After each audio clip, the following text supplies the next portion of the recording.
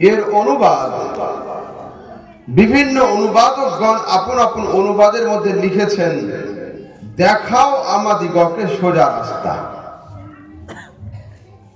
ট্রান্সলেটরগণ আপন আপন ট্রান্সলেশনের মধ্যে লিখেছেন, দেখাও আমাদিগকে সোজা রাস্তা।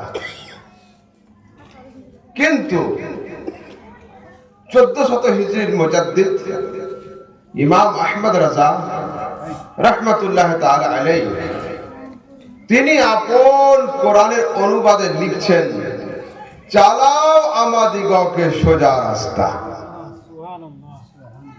দেখাও আর চালাও এর মধ্যে পার্থক্য কি? ইমাম আহমদ রাজা আলা হযরত বলছেন, ইসলামের বয়স হয়ে গেল 1500 বছর। ইসলাম শুরু হয়েছে আমার রাসূল নয়, হযরত আদমের যুগ থেকে। আল্লাহ পাকের নবী হযরত আদম আলাইহিস সালামের যুগ থেকে। কিন্তু ইসলামের ভিত্তি সম্পূর্ণ হয়েছে মুহাম্মদ রাসূলুল্লাহর যুগে। কোরআন সাক্ষ্য দিচ্ছে, আল ইয়াউমা আকমালতু লাকুম দীনাকুম ওয়া আতমামতু আলাইকুম নি'মাতি ওয়া রাদিতু লাকুমুল ইসলাম দীনা। মাহবুব আদম থেকে নিয়ে ঈসা পয়গম্বর পর্যন্ত ইসলামের ফাউন্ডেশনের কাজ জারি ছিল। একটা মাত্র ইট লাগানোর জায়গা ছিল, ওই ইটটা না লাগলে ওই ঘর কমপ্লিট হতো না। তো ইসলাম গৃহের ইটকে বাকি রেখেছিলাম একটা লাগানোর জন্য, ইসলাম গৃহকে সম্পূর্ণ করার জন্য মুহাম্মাদি ইট দিয়ে ইসলামের ভিত্তিকে আমি কমপ্লিট করে দিই। সুবহানাল্লাহ, সুবহানাল্লাহ। তো ইসলামের বয়স কত হলো? 1500 বছর। তো আলা হযরত লিখছেন, ইসলামের বয়স হয়ে গেল 1500 বছর, তোমরা এখনো কোনটা সঠিক পথ কোনটা বেঠিক পথ চিনতে পারলে না। এখনো তোমরা আল্লাহর কাছে দোয়া করছো, আল্লাহ আমাদের সঠিক রাস্তা দেখাও। আমি দেখে নিয়েছি ইসলাম ছাড়া কোনো সঠিক পথ আর নেই। তো আমি আল্লাহর কাছে দেখা নয়, ইসলামের উপরে চলার দোয়া চাইছি। আমি ইসলামের উপরে চলার দোয়া চাইছি। এই অনুবাদ কেবলমাত্র বেরেলিদের আলা হযরত করেন নাই। কাজী নজরুলের নাম শুনেছেন আপনারা? কাজী নজরুল এত চুপচাপ বললে শুনে হবে কি? হ্যাঁ, তো এই কথা কেবল সুন্নিদের আলা হযরত, আপনাদের আলা হযরত, আমাদের আলা হযরত দেখেন নাই। কাজী নজরুল লিখছেন, চালাও সে পথে যে পথে তোমার প্রিয়জন গেছেন চলি, যে পথে তোমার চির অভিশাপ, যে পথে ভ্রান্তির চির পরিতাপ, হে মহা চালক মোদের সে পথ করো না। অনন্ত অসীম প্রেমময় তুমি আসে না? হ্যাঁ, তো আগামী কালকে বাড়িতে গিয়ে খুলবেন, অনন্ত অসীম প্রেমময় তুমি বিচার দিনের স্বামী। এই কবিতার শেষের দিকে সেই অনুবাদ রয়েছে যে অনুবাদ বেরেলিদের ইমাম আহলে সুন্নাত আলা হযরত লিখেছেন। আলা হযরত কি লিখছেন? চালাও আমাদিগকে সোজা রাস্তায়। আর কাজী নজরুল লিখছেন, চালাও সে পথে যে পথে তোমার প্রিয়জন গেছেন চলে। প্রশ্ন হলো, এই রাস্তা কাদের হবে? আল্লাহ পাক বলছেন, সিরাতাল লাযিনা, রাস্তা তাদের হবে আনআমতা আলাইহিম, যাদের উপরে তোমার অনুগ্রহ রয়েছে, তোমার দয়া রয়েছে। অনুগ্রহ কার উপরে রয়েছে? তো আল্লাহ তাবারক ওয়া তাআলা কোরআনে কারীমের আরো কিছু পৃষ্ঠা পরে গিয়ে বলছেন, আনআমাল্লাহু আলাইহিম মিনান নাবিয়্যিনা ওয়াস সিদ্দিকিনা ওয়াস শুহাদায়ে ওয়াস সালিহিন। 4 ক্যাটাগরির লোকের উপরে আল্লাহ পাকের রহমত রয়েছে, আল্লাহ পাকের অনুগ্রহ বা দয়া রয়েছে। কারা? এক হলো নবীদের জামাত, এক হলো শহীদদের দল, এক হচ্ছে সিদ্দিকিনদের জামাত, আর এক হচ্ছে সালেহিনদের জামাত। এই 4 ক্যাটাগরির লোকের উপরে আল্লাহ পাকের দয়া রয়েছে। এই 4 ক্যাটাগরির লোকের পদাঙ্ক অনুসরণ করলে সেই লোকটা সিরাতে মুস্তাকিমের পথিক হয়ে যাবে। ঠিক আছে, এবার আগের দিকে চলুন। পথ আমরা কার চাচ্ছি? কার পথ দরকার? আল্লাহর রাস্তা দরকার, তাই তো? আমাদের সবার কি দরকার? আল্লাহর রাস্তা। আল্লাহর দেহ আছে, শরীর আছে। যে আল্লাহর দেহ নেই, তার পা নেই, যার পা নেই তার রাস্তা নেই। তো আল্লাহ, আমরা তো চাইছি তোমার পথ, কিন্তু তুমি দেহ দৈহিকতা থেকে পাক, লিমিটেশন থেকে পাক। তুমি হলে ক্রিয়েটর, মেইনটেইনার, কন্ট্রোলার, অলমাইটি, স্রষ্টা। আমরা হলাম সাকার, তুমি হলে নিরাকার। তো যার দেহ নেই, তার পা নেই, যার পা নেই, তার রাস্তা নেই, তো তোমার রাস্তা ধরবো কি করে? তো ইমামে আহলে সুন্নাত আবার ফয়সালা করেছেন, ও পৃথিবীর মানুষ শোনো, আমার রাসূল তো রাসূল যে পথের উপরে পা রেখে দেন, ওই পথ তো সিরাতে মুস্তাকিম হয়ে যায়, কিন্তু তেরে গোলামোं का নকশে কদম है রাহে খোদা। সুবহানাল্লাহ। আয় নবী, তুমি তোমার গোলামদের পথ হলো খোদারি রাস্তা। वो क्या भटक सके जो ये सुराग लेके चले। যে নবীর গোলামদের পদাঙ্ক অনুসরণ করে চলবে, তাদের গাড়ি অ্যাক্সিডেন্ট না হয়ে মদিনা পর্যন্ত পৌঁছে যাবে। সুবহানাল্লাহ। নারে তাকবীর, নারে রিসালাত, মাসলাকে আলা হযরত, উলামায়ে আহলে সুন্নাত। নারে তাকবীর, নারে রিসালাত। এইবার প্রশ্ন হলো এই, আমি আহমদ রাজা সামদানি, দূরের লোক, আজকের যার সঙ্গে আমার সাক্ষাৎ হলো, আগামী কাল আমি যে স্টেজে থাকবো, যদি সেখানে কেউ যায় সাক্ষাৎ হবে, সেখানে যদি কারোর সঙ্গে মিট না হয়, অন্য জায়গায় যেখানে যাব সেখানে মিট হবে। তো আপনি যদি চান কারোর সঙ্গে সাক্ষাৎ করবেন, যদি আপনার সামর্থ্য থাকে, এদেশ না হয় ওদেশ, ওদেশ না হয় ওদেশ, দেশ না হয় প্রদেশ, গিয়ে কিন্তু সাক্ষাৎ হবে। তো আমরা চাইছি আল্লাহ পাকের অ্যাড্রেস জানতে। আমরা সবাই চাই কি চাই না? অবশ্যই চাই। আমাদের উদ্দেশ্য খোদার সন্তুষ্টি, এবং আমরা সবাই আল্লাহ সম্পর্কে জানতে চাই, ঠিক আছে? তো এখন আল্লাহর অ্যাড্রেস কি, আল্লাহর ঠিকানা কি, কোথায় গেলে খোদাকে পাবো? প্রশ্ন হলো এটা। আমি কোরআন থেকে দেখাবো এখন। যদি আমি হাদিস বলে যাই, তো আগামী কাল চায়ের দোকানে কিছু মানুষ বলবে তোমাদের হুজুর জয়ীফ হাদিস বলে গিয়েছিল। ওই জন্য আমি কোরআন শোনাবো, যাতে আগামী কাল সহি জয়ীফের ঝগড়া না থাকে। কোরআনে যা আছে সবটাই সহি, ওকে মানতেই হবে। সুবহানাল্লাহ। আল্লাহ পাক বলছেন, ইজা সাআলাকা ইবাদি আন্নি ফাইন্নী করিব। ইজা মানে যখন, সাআলাকা নবী তোমাকে জিজ্ঞাসা করবে, ইবাদি আল্লাহর বান্দারা, আন্নি আল্লাহ সম্পর্কে, ফাইন্নী করিব তুমি জানিয়ে দাও আমি খোদা তাদের কাছে হয়ে গেলাম। সুবহানাল্লাহ। নবী যখন দুনিয়ার লোক আল্লাহকে খুঁজতে খুঁজতে বা আমাকে খুঁজতে খুঁজতে তোমার বাড়ির কাছে পৌঁছবে, তুমি তাদের জানিয়ে দাও যে নবী তোমার কাছে হলো, আমি খোদা তাদের কাছে হয়ে গেলাম। সুবহানাল্লাহ, সুবহানাল্লাহ। আমি তো এই কথা বুঝতে পারছি না। ও যাচ্ছে নবীর বাড়ির দিকে, আর আল্লাহ কোরআনে ঘোষণা দিচ্ছে আমি ওর কাছে হলাম। এর হাকিকত কি? তো ফের বেরেলিদের ইমামে আহলে সুন্নাতকে জিজ্ঞাসা করছে, হুজুর আয়াতের ব্যাখ্যা কি হবে? তো ইমামে আহলে সুন্নাত আলা হযরত লিখছেন, বাখোদা খোদা কা यही है दर, बाखुदा खुदा का यही है दर, नहीं है और कोई मफर मकर, तो वहां से हो यही आके हो, तो यहाँ नहीं वो वहां नहीं। अरे আমি বেরেলি আহমদ রাজা খোদার কসম করে বলি, মুস্তাফার দরবার হলো আল্লাহর আদালত। যে নবীর দরবারে হাজির হবে ও খোদার দরবারে প্রেজেন্ট, যে নবীকে না মানে ও খোদার দরবারে অ্যাবসেন্ট হয়ে যাবে। ইশাক সুবহানাল্লাহ। জি বুঝাতে পারছি আমি? কি বোঝালাম?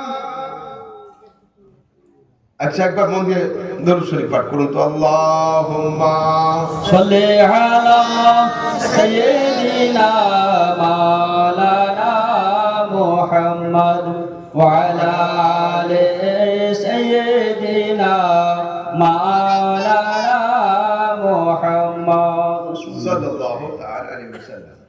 আচ্ছা মাশাআল্লাহ, তাশরিফ লাই। আবার প্লাস্টিকের চেয়ার এখানে দাও না। চলে যাচ্ছে? আচ্ছা আজ দোয়া করবেন। চেয়ারটা নিয়ে যান। আপনি উপরে বসেন না নিচে বসেন? আরে চেয়ারটা দেন না। আরে বহুত শুকরিয়া, বহুত শুকরিয়া। আচ্ছা কি বোঝালাম? চালাও আমাদিগকে সোজা রাস্তায়। অন্য অনুবাদে কি ছিল? দেখাও আমাদিগকে। তুমি চালাও আর দেখাও এর মধ্যে পার্থক্য কি বোঝালাম? ইসলামের বয়স হয়ে গেল 1500 বছর, এখনো তোমরা চিনতে পারলে না কোনটা সঠিক পথ? এখনো দেখতে চাইছো? তো আমার ইমাম কি বললেন? দেখা আমার কমপ্লিট, এবার আমি চলার তৌফিক চাইছি। আর এই অনুবাদ শুধু বেরেলিদের আহমদ রাজা আলা হযরত করেন নাই, যারা শিক্ষিত লোক তারা জানেন। কাজী নজরুল ইসলাম তাই লিখেছেন, চালাও সে পথে যে পথে তোমার প্রিয়জন গেছেন চলি, যে পথে তোমার চির অভিশাপ, যে পথে ভ্রান্তির চির পরিতাপ, হে মহা চালক মোদের সে পথ করো নাগামী। সুবহানাল্লাহ, স্কুল সুবহানাল্লাহ। কলেজের ভাই যারা আছো, বাড়িতে গিয়ে কাল খুলবে অনন্ত অসীম প্রেমময় তুমি, বিচার দিনের স্বামী, এইটা ঠিক আছে, গুগলি পেয়ে যাবে। এইবার তো আল্লাহর অ্যাড্রেস পাবো কোথায়? কোথায় গেলে আমরা খোদাকে পাবো? তো আল্লাহ পাক বলছেন, ইদা যখন সাআলাকা, তোমাকে জিজ্ঞাসা করবে, ইবাদি আমার বান্দারা, আন্নি খোদা সম্পর্কে, ফাইন্নি করিব, নবী জানিয়ে দাও, যখন তারা আমাকে খুঁজতে খুঁজতে তোমার বাড়ির কাছে হবে, আমি খোদা তাদের কাছে হয়ে যাব। এর হাকিকত কি? লোক যাচ্ছে নবীর বাড়ির দিকে, আর আল্লাহ বলছেন আমি তাদের কাছে হলাম।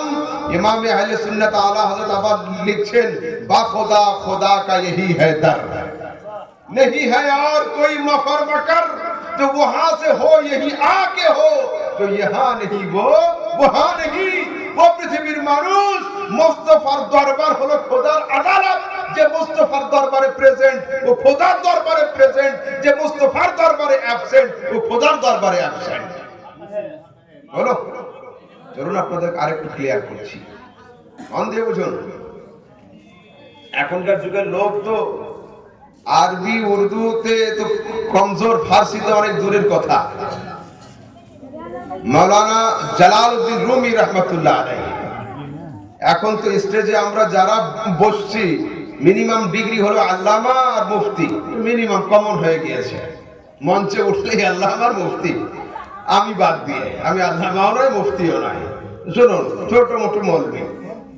তো মাওলানা জালালউদ্দিন রুমি রহমাতুল্লাহ তাআলা আলাইহি, যুবকরা খুব মন দাও, আপন যুগ বিখ্যাত কিতাব মসনবী শরীফের মধ্যে একটা কাহিনী লিখে উপদেশ দিচ্ছেন।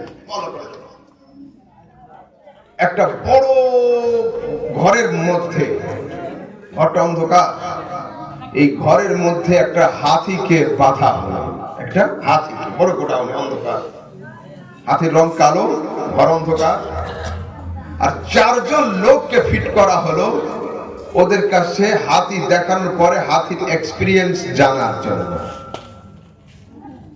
তো একজনকে নিয়ে যাওয়া হলো অন্ধকার রুমে, তার হাতটা নিয়ে হাতির কানের উপরে দেওয়া হলো, ও হাতির কানটাতে ভালো করে হাত বুলিয়ে বাইরে চলে এলো। ওকে জিজ্ঞাসা করা হলো, হাতি কেমন? তা বলছে কাঠের তক্তার মতো।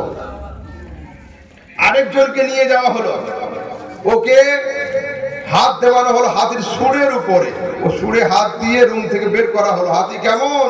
তো হাতি গাছের ডালের মতো। আরেকজনকে নিয়ে যাওয়া হলো, হাতির পায়ের উপরে হাত দেওয়ানো হলো, হাতির পায়ের উপরে এ টু জেড হাত বুলিয়ে বাইরে আসলো, হাতি কেমন? বললো হাতি হলো গাছের গুড়ির মতো মোটা চওড়া। আরেকজনকে লাস্ট এন্ড ফাইনাল নিয়ে যাওয়া হলো, ওর হাতির পেট আর পিঠে হাত দেওয়ানো হলো, তো চওড়া হাতে আসছে না। ওকে জিজ্ঞাসা করা হলো, হাতি কেমন? হাতি পাহাড়ের মতো। তো মাওলানা জালালউদ্দিন রুমি প্রশ্ন করছেন, 4 জনের নিয়ত তো একটাই ছিল হযরত, হাতি দেখা। তো 4 জনের রেজাল্ট 4 রকম হলো কেন? তা বলছে 4 জনের নিয়ত এক ছিল, হাতি দেখা এবং হাতি সম্পর্কে বর্ণনা দেওয়া, কিন্তু 4 জন বর্ণনাকারীর বক্তব্য 4 রকম হলো কেন? তাহলে ওই ঘরে যদি একটা 50 টাকা দামের সিএফএল বাল্ব জ্বালানো থাকতো, তো 4 জনের রেজাল্ট এক রকম হতো, আর হাত দিয়ে টাচ করার কোনো প্রয়োজন হতো না। তো পৃথিবীর মানুষ, যে সারা দুনিয়ার লোক বেরিয়েছে আল্লাহ খোঁজার জন্য, দুনিয়ার লোক বেরিয়েছিল খোদা খোঁজার জন্য। কেউ 3 খোদায় বিশ্বাসী হলো, কেউ 4 খোদায় বিশ্বাসী হলো, কেউ বহু খোদায় বিশ্বাসী হলো, আমরা এক খোদায় বিশ্বাসী হলাম। তো 4 জন তো বেরিয়েছিলাম খোদা খোঁজার জন্য, কিন্তু 4 জনের রেজাল্ট 4 রকম কেন? তা বলছে অন্ধকারে বেরিয়েছে খোদা খুঁজতে, প্রত্যেকেই গোমরা হয়েছে। কেউ দু খোদায় বিশ্বাসী, কেউ তিন খোদায় বিশ্বাসী, কেউ বহু খোদায় বিশ্বাসী।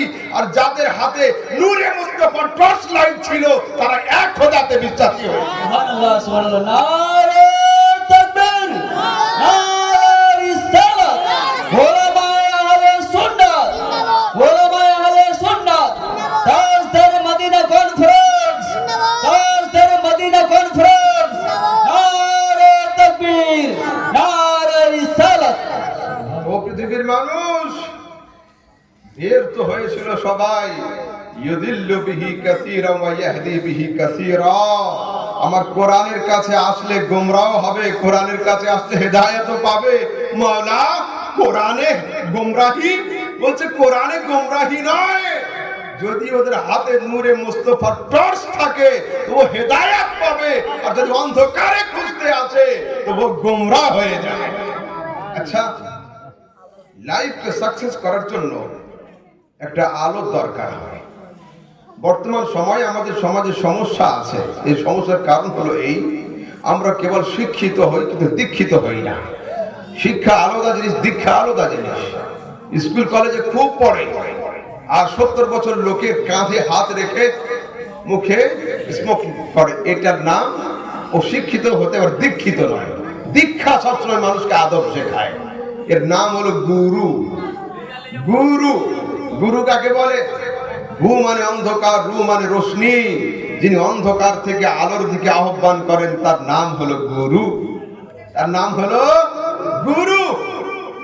লাইফ সাকসেস হওয়ার জন্য বা লাইফকে সাকসেস করার জন্য একটা নূর বা টর্চ বা একটা আলোর দরকার। তো চলুন, হাতে টর্চ লাইট নিয়ে বের হলাম, দেখি লাইফ সাকসেস হয় কিনা। তো টর্চ লাইট তো আগের দিকে আলো দিচ্ছে, পিছন দিকে অন্ধকার রাখছে। যে নিজের অন্ধকার দূর করতে পারেনি, ও হযরতের লাইফের অন্ধকারকে কি করে দূর করবে? তো টর্চ লাইটকে ফেলে দিলাম, ভালো একটা হ্যালোজেন ভাড়া করলাম। হ্যালোজেন দেখছি আলো অনেক দূর পর্যন্ত ফোকাস তো দিচ্ছে, কিন্তু সামনের দিকে দিচ্ছে, পিছনে অন্ধকার। তো যে নিজের পিছন অন্ধকার রাখে, আলো করতে পারে না, ও আহমদ রাজার সম্পূর্ণ লাইফকে আলোকিত করবে কি করে? তো দুনিয়ার সমস্ত আলো বাদ দিয়ে চলো সূর্যের দিকে যাই। সূর্য দিনের বেলা তো খুব জোরে আলো দেয়, যখন ভারতে আলো দেয় আমেরিকাকে অন্ধকার রাখে, যখন আমেরিকাকে অন্ধকার রাখে তখন ভারতে আলো দেয়। যে এট এ সেম টাইম অল ওভার ওয়ার্ল্ডকে আলোকিত করতে পারে না, ও আমার হোল বডিকে আলো কিভাবে দিবে? চলুন চন্দ্রের কাছে, চাঁদের আলোটা মিষ্টি। তো চাঁদ তো মাঝে মাঝে সূর্যের কাছে ধরা খেয়ে নিজের জ্যোতি হারিয়ে ফেলে। যে নিজের জ্যোতি হারিয়ে ফেলে, ও আমার লাইফকে সাকসেস করবে কি করে? ও পৃথিবীর মানুষ, দুনিয়াতে যত রকমের লাইট আছে, প্রত্যেক লাইটের তলাতে অন্ধকার থাকে, কারোর পিছনের দিকে অন্ধকার থাকে, কারোর আপার সাইডে অন্ধকার থাকে। এমন কোন লাইট নেই যে লাইটের চারিদিকে অন্ধকার দূর হয়ে গিয়ে আলোময় হয়ে থাকে। আমরা লাইফকে সাকসেস করার জন্য যখন আলো খুঁজতে আরম্ভ করলাম, সূর্য আমাদের পারলো না, চন্দ্র আমাদের পারলো না, কিন্তু একটা আলোর অ্যাড্রেস আমি পেয়েছি। না, বাড়ি তার মদিনাতে, নাম তার মুস্তাফা, মায়ের নাম আমেনা, বাপের নাম আব্দুল্লাহ। ইদা মাশান নবিয়্যু আলাল আরদে লা জিল্লুন ফি শামসিন ওয়ালা কামার। আরে যদি তোমরা নিজের লাইফকে সাকসেস করতে চাও, তো এমন একটা আলোকে ধরো, এমন একটা গাইডম্যানকে সামনে রাখো, তিনি যখন চলেন আগে তার ছায়া থাকে না, পিছনে তার ছায়া পড়ে না, ডান দিকে তার ছায়া থাকে না, বাম দিকে তার ছায়া থাকে না। ছায়াবিহীন মানুষের নাম হলো মুহাম্মাদুর রাসূলুল্লাহ। সুবহানাল্লাহ সুবহানাল্লাহ, মাশাআল্লাহ। তোমরা যদি তোমাদের লাইফকে সাকসেস করতে চাও, তো এমন একটা নূরের আশ্রয় নাও যে নূরে কোনো ছায়া নেই। কেন? যার ছায়া থাকবে ও অপর লাইফকে সাকসেস করবে কি করে? ধরুন একটু আগের দিকে যাই, খোদা পাওয়া কিভাবে? মুস্তাফার বাড়ির দিকে যেতে হবে। আর একটু ক্লিয়ার করছি, হযরতে ওমর রাদিয়াল্লাহু তাআলা আনহু, হযরতে ওমর একদিন রাসূল সাল্লাল্লাহু আলাইহি ওয়াসাল্লামের দরবাজাতে হাজির, আর 39 জন মুসলিমকে নিয়ে আমার রাসূল ইনডোর মিটিং করছেন ইসলাম সম্পর্কে। কতজন ছিল মুসলিম? 39 জন, 39। হঠাৎ করে দরজার উপরে ঠক ঠক করে আওয়াজ হচ্ছে। রাসূল বলছেন, কে দেখো তো। রাসূলের সাহাবী আস্তে করে উঠে গিয়ে দরওয়াজাটা হালকা করে একটু ফাঁক করে তাকিয়েছিল, উমর দাঁড়িয়ে আছে। আওয়াজ বসে গিয়েছে, জোরে আওয়াজ আর হচ্ছে না। রাসূল বলেন কি সমস্যা? বলছে ইয়া রাসূলুল্লাহ, উমর দাঁড়িয়ে রয়েছে। রাসূল বলেন ওপেন দ্য ডোর, আরে দরওয়াজা খুলে দাও। বলছে ইয়া রাসূলুল্লাহ, হাতে তলোয়ার নিয়ে দাঁড়িয়ে রয়েছে। রাসূল বলেন ওপেন দ্য ডোর, দরওয়াজা খোলো। বলছে ইয়া রাসূলুল্লাহ, তলোয়ার আজ খাপ থেকে বের করা রয়েছে, খুলবো কি করে? রাসূল বলছেন তোমরা বাড়ির দরওয়াজা খুলে দাও, তোমরা বাড়ির দরওয়াজা খুলে দাও, উমারের অন্তরের দরওয়াজা আমি নিজে খুলে দেব। সুবহানাল্লাহ, সুবহানাল্লাহ। তোমরা বাড়ির দরওয়াজা খোলো, উমারের অন্তরের দরওয়াজা আমি খুলে দেব। তো যখন রাসূলের কথা শুনে বাড়ির দরওয়াজা খুলে দেওয়া হয়েছিল, তো হযরত উমর উঁচু তলোয়ারকে মুস্তাফার চেহারার দিকে তাকিয়ে নিচু করে পাঠ করেছিলেন আশহাদু আল্লা ইলাহা ইল্লাল্লাহ ওয়া আন্নাকা রাসূলুল্লাহ, আমি সাক্ষ্য দিচ্ছি আল্লাহ এক, আর হা হা হা আপনি হলেন আল্লাহর রাসূল। সুবহানাল্লাহ, সুবহানাল্লাহ। এ তো হলো রিওয়ায়াত, এ তো হলো তারিখ, এ তো হলো হাদিস। কিন্তু এখানে আহমদ রাজা সামদানির পয়েন্ট অফ ভিউ ভালো করে মন দিয়ে শুনুন। হযরত উমরের সম্পর্ক কার সাথে ছিল? কাবা ঘরের চাবি যার হাতে থাকতো, উমরের সম্পর্ক তার সঙ্গে ছিল। ভালো করে বুঝুন, কাবা ঘরের চাবি যাদের হাতে থাকতো, হযরত উমরের সম্পর্ক তাদের সঙ্গে ছিল। কাবা ঘরের সভাপতি সেক্রেটারি যারা ছিল, হযরত উমরের সম্পর্ক তাদের সঙ্গে ছিল। কাবা যাদের দখলে ছিল, হযরত উমরের সম্পর্ক তাদের সঙ্গে ছিল। তো হযরত উমর যতক্ষণ কেবলমাত্র কাবাতুল্লাহর সঙ্গে সম্পর্ক রেখেছিলেন, তিনি ওলিউল্লাহ হতে পারেন নাই। যেদিন কাবা থেকে 10 কদম দূরে সরে এসে দামানে রাসূলুল্লাহতে হাত দিয়েছেন, উমর ওলিউল্লাহ হয়ে গিয়েছেন। সুবহানাল্লাহ, সুবহানাল্লাহ। বর্তমান সময়ে যদি কেউ জবরদখল করে কাবাতুল্লাহকে কন্ট্রোলে রাখে, তো কাবাতুল্লাহতে কন্ট্রোল করার কারণে কোন লোক ওলিউল্লাহ হবে না যতক্ষণ দামানে রাসূলুল্লাহ তার হাতে না আসবে। ও পৃথিবীর মানুষ, वो जहन्नुम में गया जो उनसे मुस्तगनी हुआ है खलीलुल्लाह को भी हाजत रसूलुल्लाह। যদি ইব্রাহিম খলিলুল্লাহ মুস্তাফার প্রয়োজন হয়, আমার গ্রামের আব্দুল্লাহর দরকার নেই রাসূলুল্লাহ। হ্যাঁ, পৃথিবীর মানুষ ঈমান শর্তে বলুন, আমি আপনাদের আরো সহজ করছি। আল্লাহ তাবারক ওয়া তাআলা, আচ্ছা আগুন আর পানি, ভালো করে বুঝুন, আগুন আর পানি। আগুন চায় মুরিদ করব, আর পানি চায় আমি মুরিদ হব। আগুন চায় আমি আজ সায়েন্স পড়াবো, আর পানি চাচ্ছে আমি সায়েন্স শিখবো। তো উনান, স্টোভ বা চুলোতে আগুন জ্বালিয়ে দিয়ে যদি 1 লোটা পানি দেওয়া হয়, তো আগুনের মুরিদ করা হবে না, আর পানির মুরিদ হওয়া হবে। কিন্তু হযরত চাচ্ছেন গরম পানি খাবেন, পান করবেন, ঠিক আছে, গরম পানি পান করবেন, কিন্তু আগুন আর পানি দুটোকে এট এ সেম টাইম মেলানো সম্ভব হচ্ছে না। এ আছে তো ও নেই, ও আছে তো ও নেই।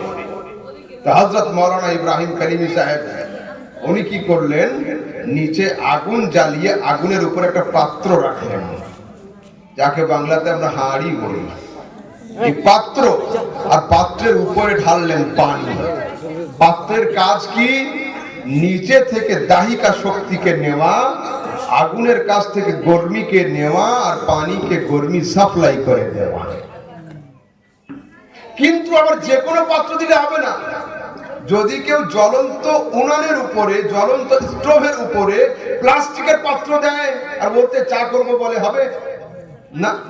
পাত্র এমন পাওয়ারফুল হতে হবে যার ভিতরে দুটো কোয়ালিটি থাকতে হবে, যে আগুনের শক্তিকে বরদাস্ত করবে আর পানির মধ্যে নিজের শক্তিকে প্রবেশ করাবে। এই দুই বৈশিষ্ট্য না থাকলে ও কিন্তু পারবে না। তো আল্লাহ তাবারক ওয়া তাআলার নাম যেমন রহমান রহিম, তেমন কাহ্হার ও জব্বার। তো আল্লাহ তাবারক ওয়া তাআলার কাহ্হারিয়াতের জলওয়া যদি কিঞ্চিত পরিমাণে জগতের দিকে পড়ে, আরে হযরতে মূসার মতো পয়গম্বর যদি লুটিয়ে পড়েন দূর পাহাড়ের পাদদেশে, আমার আপনার অবস্থা কি হবে? কিন্তু আল্লাহ চাচ্ছেন আমি দুনিয়াকে তাওহীদ দেব, আর আমরা চাচ্ছি খোদার তাওহীদ নেব। কিন্তু মাঝখানে এমন এক পার্সোনালিটির দরকার যার ভিতরে ডুয়াল কোয়ালিটি থাকতে হবে, যার ভিতরে ডুয়াল কোয়ালিটি, যেন নেওয়ার শক্তিও থাকে দেওয়ার শক্তিও থাকে, কিন্তু ও খোদা গায়েব, আমরা হলাম হাজির। ও যদি গায়েব না জানবে তো নিবে কি করে, আর হাজির না হবেন তো দিবে কি করে? তো আল্লাহ তাবারক ওয়া তাআলা এই তাওহীদ লেনদেনের জন্য মুহাম্মদ রাসূলুল্লাহ নামের ব্যক্তিত্বকে ফিট করেছেন। আর এই মুস্তাফা, তোমার ভিতরে আমি ডুয়াল কোয়ালিটি দিলাম, তুমি গায়েবও জানো হাজিরও জানো। তুমি গায়েব না জানলে নিবে কি করে, আর হাজির না জানলে সাপ্লাই দিবে কি করে? নারে তাকবীর, নারে রিসালাত, ওলামায়ে আহলে সুন্নাহ, নারে তাকবীর, নারে রিসালাত। আল্লাহ তাবারক ওয়া তাআলা রাসূল করিম সাল্লাল্লাহু আলাইহি ওয়াসাল্লামকে পাঠিয়েছেন। শুনুন, যখন হযরতে মূসা আলাইহিস সালামের নাম আসলো, তো এখানে দুটো কথা শুনে নিন।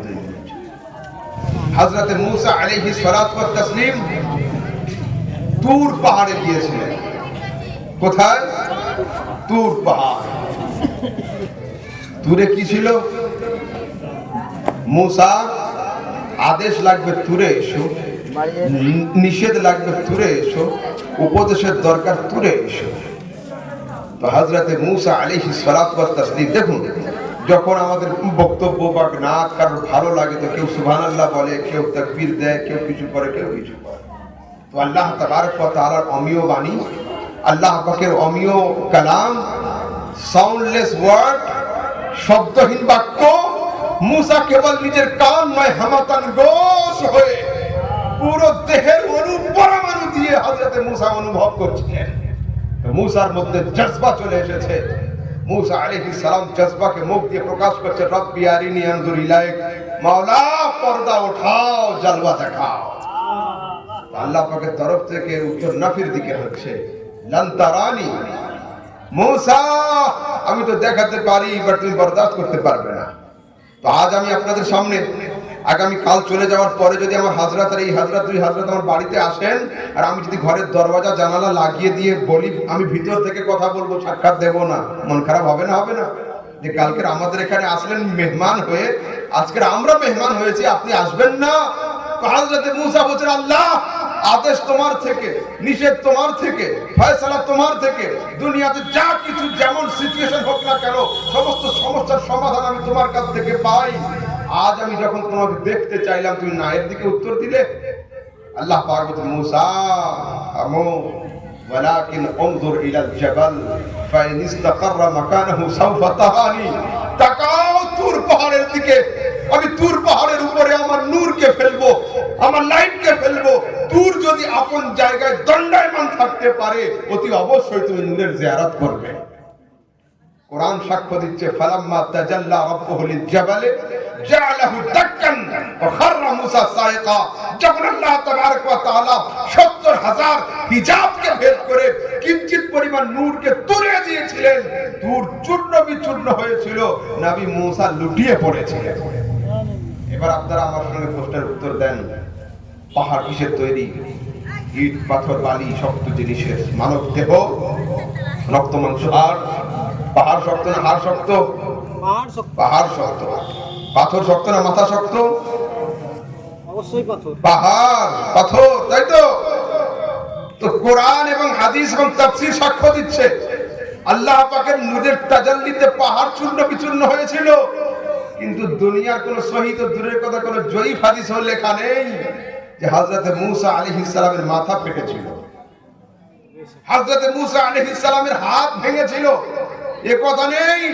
আমি জিজ্ঞাসা করছি, পারওয়ারদিগার তোমার নূরের তাজাল্লিতে পাহাড় চূর্ণ বিচূর্ণ হলো, রক্ত মাংস হাড়ের মূসার কোনো ক্ষতি হলো না কেন? জবাব আসবে এটা যে আমি আমার নূরকে ফেলার আগে ৭০ মাইল বাউন্ডারি দিয়ে মূসার দেহকে পাহাড়ের থেকে টেম্পারওয়ালা বানিয়ে দিয়েছে। সুবহানাল্লাহ, সুবহানাল্লাহ, আল্লাহু আকবার, ইয়া রাসূলুল্লাহ জিন্দাবাদ। আবার আসুন আমার সঙ্গে পয়েন্টে, বেহুশ হওয়ার পরে ক্ষতি হয় না লাভ? ক্ষতি হয়। ক্ষতি কিছুক্ষণের জন্য মাইন্ড হ্যাং করে, জানা জিনিস অজানা হয়ে যায়, আব্বাকে চাচা বলে ফেলে, চাচাকে ভাই বলে ফেলে, সেন্স ফিরে আসতে একটু সময় লাগে, মাইন্ড অনেক দিনের ফরম্যাট হয়ে যায়, রিকভারি হয়ও না অনেকে। তো আমি জিজ্ঞাসা করছি হযরতে মূসা, আপনার কোনো ক্ষতি হলো না লাভ? হযরতে মূসা বলছেন আমার লাভ হয়েছে, লাভ। তো কি লাভ? এই লাভের কথা আমি বলে যাব না, তোমাদের রাসূল মুহাম্মদ আরবিকে জিজ্ঞাসা করো। যখন আমার রাসূল দুনিয়াতে আসলেন জিজ্ঞাসা করছি, ইয়া রাসূলুল্লাহ, তুর পাহাড়ে আল্লাহ পাকের নূরে হযরতে মূসা লুটিয়ে পড়েছিলেন, মূসার কি লাভ হলো? রাসূল মিশকাতের হাদিসে বলছেন, কানা ইয়াবসুরু তাবিবান নামালি আলা সাফা ফিল লাইলাতি যুলামায়ে বিমাসিরাতি 30 মিল। নবী মূসা আলাইহিস সালাতু ওয়াত তাসলিম তুর পাহাড় থেকে ফিরে আসার পরে তার চোখের জ্যোতি এত বেড়েছিল, এত বেড়েছিল, এত বেড়েছিল যে গভীর রাতে ঘোর অন্ধকারে 30 মাইল দূরে পিঁপড়ের থেকে কোনো সূক্ষ্ম পোকা চড়লে তিনি তাও দেখে নিতেন। সুবহানাল্লাহ, সুবহানাল্লাহ। কিলোমিটার নয়, মাইল। মিল, মাইল বড় হয়, কিলোমিটার একটু কম হয়। তো হযরতে মূসা পাহাড়ে নূর দেখার পরে কি হলো? তার চোখের জ্যোতি এত বাড়লো যে 30 মাইল দূরে পিঁপড়ের থেকে কোনো সূক্ষ্ম পোকা চড়লে তিনি তাও দেখতেন। কার নূর দেখলেন উনি? নবীর নূর। কার নূর? রব্বি আরিনি, আল্লাহ তোমার জালওয়া দেখাও। তো কার নূর? আল্লাহর নূর। কিন্তু একজন কবি বলছেন না, প্রথম দিনে ফাইনাল হয় না, সেমি হয়। সেমিতে জিততে পারলে তবে ফাইনালে চান্স হয়। আরে হলো ধন্য ধরা মোর নবীর নূরে, যে নূর দেখেছিল মূসা কোহে তুরে। সুবহানাল্লাহ, সুবহানাল্লাহ। হযরতে মূসা আল্লাহর নূর নয়, আল্লাহ মুস্তাফার নূর দিয়ে সেমি দিচ্ছেন। মূসা দেখো জালওয়ায়ে মুস্তাফা বরদাস্ত হয় কিনা, তারপরে আমি জালওয়ায়ে খোদা তোমাকে দেখাবো। আল্লাহু আকবার। হলো ধন্য ধরা মোর নবীর নূরে, আরে যে নূর দেখেছিল মূসা কোহে তুরে। হলো। এইবার আসুন, মিশকাতের হাওয়ালা আমি কেন করলাম? মিশকাত মাদ্রাসা বোর্ডের আলিমেও পড়ানো হয়, ফাজিলেও পড়ানো হয়। স্কুল কলেজের যে সমস্ত যুবকগুলো মাওলানা, ইউটিউবার, মুফতি, ফেসবুক আর হযরত আল্লামা গোগল হুজুরের ফায়সালাতে গোমরাহির দিকে যাচ্ছে, তারা কমসে কম নিজেদের সিলেবাসের খেতাবটা যেন একটু পড়ে নেয়। আমাদের সমাজে হযরত যুবকদের পীর তিনটে: মাওলানা ইউটিউব, মুফতি ফেসবুক, আর হযরত আল্লামা গোগল। গোগল সবচেয়ে বড় নলেজওয়ালা। আল্লামা ওর কাছে যে কোনো সাবজেক্ট লিখে দেয়, we want to know about this subject, এটা জানতে চাই। ওখানে আর্টিকেল চলে আসে, আর্টিকেল ভুল হোক, ঠিক হোক, রং হোক, রাইট হোক, ওইটাকে নিয়ে নকল করে দিয়ে সমাজে ফিতনা ছড়িয়ে দেয়। যুবক শোনো, রাত অনেক হয়েছে আর আপনাদের মেজাজ আমি মোটামুটি বুঝছি। সুরসারের ওয়াজ এখানে চলে, আমাদের মতো হয়তো না চলতে পারে, তো শুনুন অল্পক্ষণ খুব ছোট ছোট করে। সমাজে সমস্যা কেন? মাথায় প্রশ্ন আসতে পারে কি না? কোরআন ওটাই, হাদিস ওটাই, রাসূল একজন, আল্লাহ তিনি, সব তো মিল। তবে এই হুজুর মিল নেই, ওই মসজিদ মিল নেই কেন? খুব সহজ করে বোঝাচ্ছি আমি। ওয়াই ও ইউ, ইউ মানে কি? তুমি। ইউ মানে তুমি, ইউ মানে আপনি, ইউ মানে তুই। আমি আমার শিক্ষককে লিখলাম ইউ আর মাই টিচার, তার অর্থ হবে আপনি আমার শিক্ষক। আমি আমার ছোট ভাইকে লিখলাম you are my younger brother, তার অর্থ হবে তুমি আমার ছোট ভাই। আমি আমার ছাত্রকে লিখলাম ইউ আর মাই স্টুডেন্ট, তার অর্থ হবে তুই আমার ছাত্র। বাংলাতে আছে আপনি, তুমি, তুই। উর্দু হিন্দিতে আছে আপ, তুম, তু। আরবিতে একটাই আছে আন্তা। এই আন্তা মানে আপনি, আন্তা মানে তুই, আন্তা মানে তুমি। আমি আব্বাকে লিখলাম আন্তা ওয়ালিদি, আপনি আমার আব্বু। ভাইকে লিখলাম, ছেলেকে লিখলাম আন্তা ওয়ালাদি, তুমি আমার সন্তান। ছাত্রকে লিখলাম আন্তা তিলমিজি, তারা তুই আমার ছাত্র। তো পৃথিবীর মানুষ, একটা ইউ এর তিনটে অর্থ হয়। আরবিতে একটা একটা ওয়ার্ডের অনেক রকম মিনিং হয়। যখন কোরআনের অনুবাদ করতে গিয়ে কেউ আপনির জায়গায় তুই লিখে দেয় আর তুই এর জায়গায় আপনি লিখে দেয়, তখন আমার হযরতের সঙ্গে সমস্যা শুরু হয়ে যায়। জিনিস তো একই থাকে, ট্রান্সলেশনে গিয়ে আহলে সুন্নাতের সঙ্গে মতবিরোধ হয়ে যায়। কেমন শুনুন তাহলে।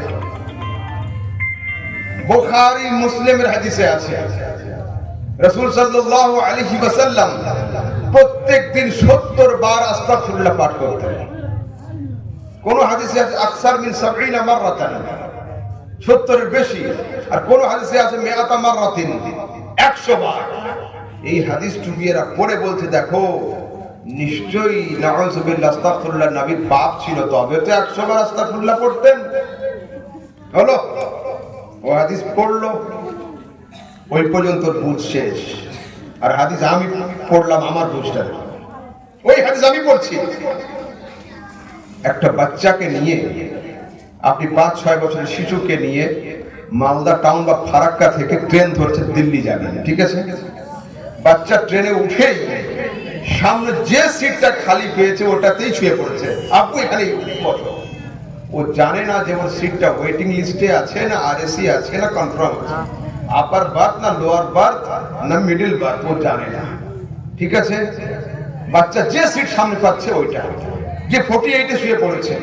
আমার হযরত বলেন বেটা यहाँ नहीं आगे चलो 58 নাম্বার আনা है।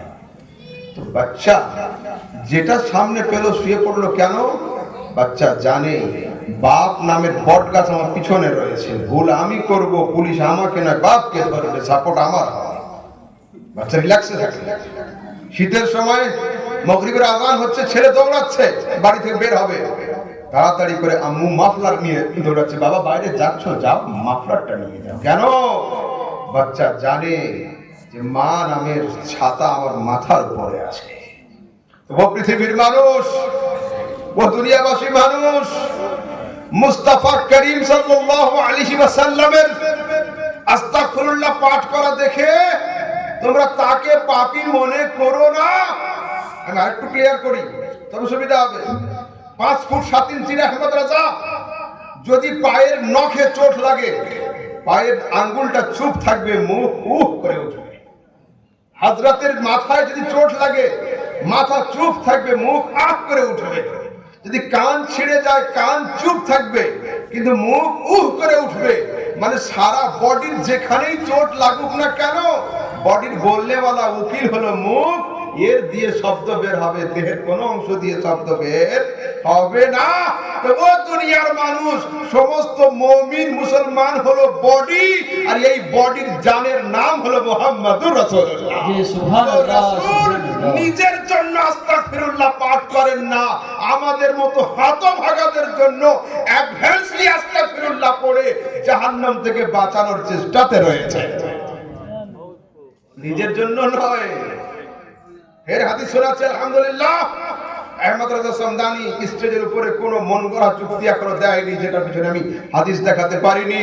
রাসূল বলছেন হায়াতি খায়রুল লাকুম ওয়া মাউতি খায়রুল লাকুম, আমার ইন্তেকালটাও তোমাদের জন্য উত্তম, আমার তোমাদের সামনে দাঁড়িয়ে থাকাটাও উত্তম। সাহাবায়ে কেরাম জিজ্ঞাসা করতেন কাইফা ইয়া রাসূলুল্লাহ, হুজুর কি করে? এখন যদি আমি বলি যে আমার বক্তব্য করাটাও ভালো, বক্তব্য না করাটাও ভালো, ছোট ছেলেটা জিজ্ঞেস করবো হুজুর বলছেন তো ঠিক আছে ভালো, এটা শুনছি, আপনি চুপ হয়ে গেলে ফের ভালো কি করে? সাহাবারা জিজ্ঞেস করছেন হুজুর আপনার হায়াত তো মঙ্গল, ইন্তেকাল মঙ্গল কি করে? রাসূল বলেন টেনশন করো না, তুরাজু আলাইয়া আমালুকুম, আমি যখন কবরে শুয়ে থাকবো তোমাদের ভালো আমল মন্দ আমল সবগুলো আমার কাছে যায়। ফামা ওয়াজাদতু ফীহি খায়রান, যখন তোমাদের মধ্যে কোনো ভালো আমল দেখি হামাদুল্লাহ, আমি আলহামদুলিল্লাহ পাঠ করি, আর যখন খারাপই দেখি ফাস্তাগফারতু লাকুম, খোদার কাছে আমি আস্তাগফিরুল্লাহ পাঠ করতে থাকি। রাসূল নিজের জন্য আস্তাগফিরুল্লাহ পড়েন না, হতভাগার দল। वो जहन्नुम में गया जो उनसे मुस्तगनी हुआ, अरे है खलीलुल्लाह को भी हाजत रसूलुल्लाह। জালিমের দল রাসূলকে পাপী প্রমাণ করতে চাইছো? হ্যাঁ, লা হাওলা ওয়ালা কুওয়াতা ইল্লা বিল্লাহ। আচ্ছা শুনুন, এই টপিক অনেক লম্বা চওড়া, আমি আর ওদিকে যাব না, রাত অনেক হয়েছে। আমি 2-10 মিনিট অন্য কিছু একটু আলোচনা করে শেষ করি। হ্যাঁ শুনুন যুবকরা, শোনো বাবা, বাবা বসো, ঠিক আছে? আর বসো। আর এখানে যুবক যারা আছো, স্কুল কলেজের ছাত্ররা, মন দাও। আমরা কারা? আহলে, বলো বলো বলো, আহলে সুন্নাতুল্লাহ। আহলে, সবাই বলুন। যদি হ্যাঁ হয় তো হ্যাঁ, না হলে না, কোনো সমস্যা নেই। You can ask me, I will try to answer you. যদি কারো কোনো প্রশ্ন থাকে জিজ্ঞাসা করবেন, no problem, I will try. ঠিক আছে? আমরা আহলে সুন্নাত।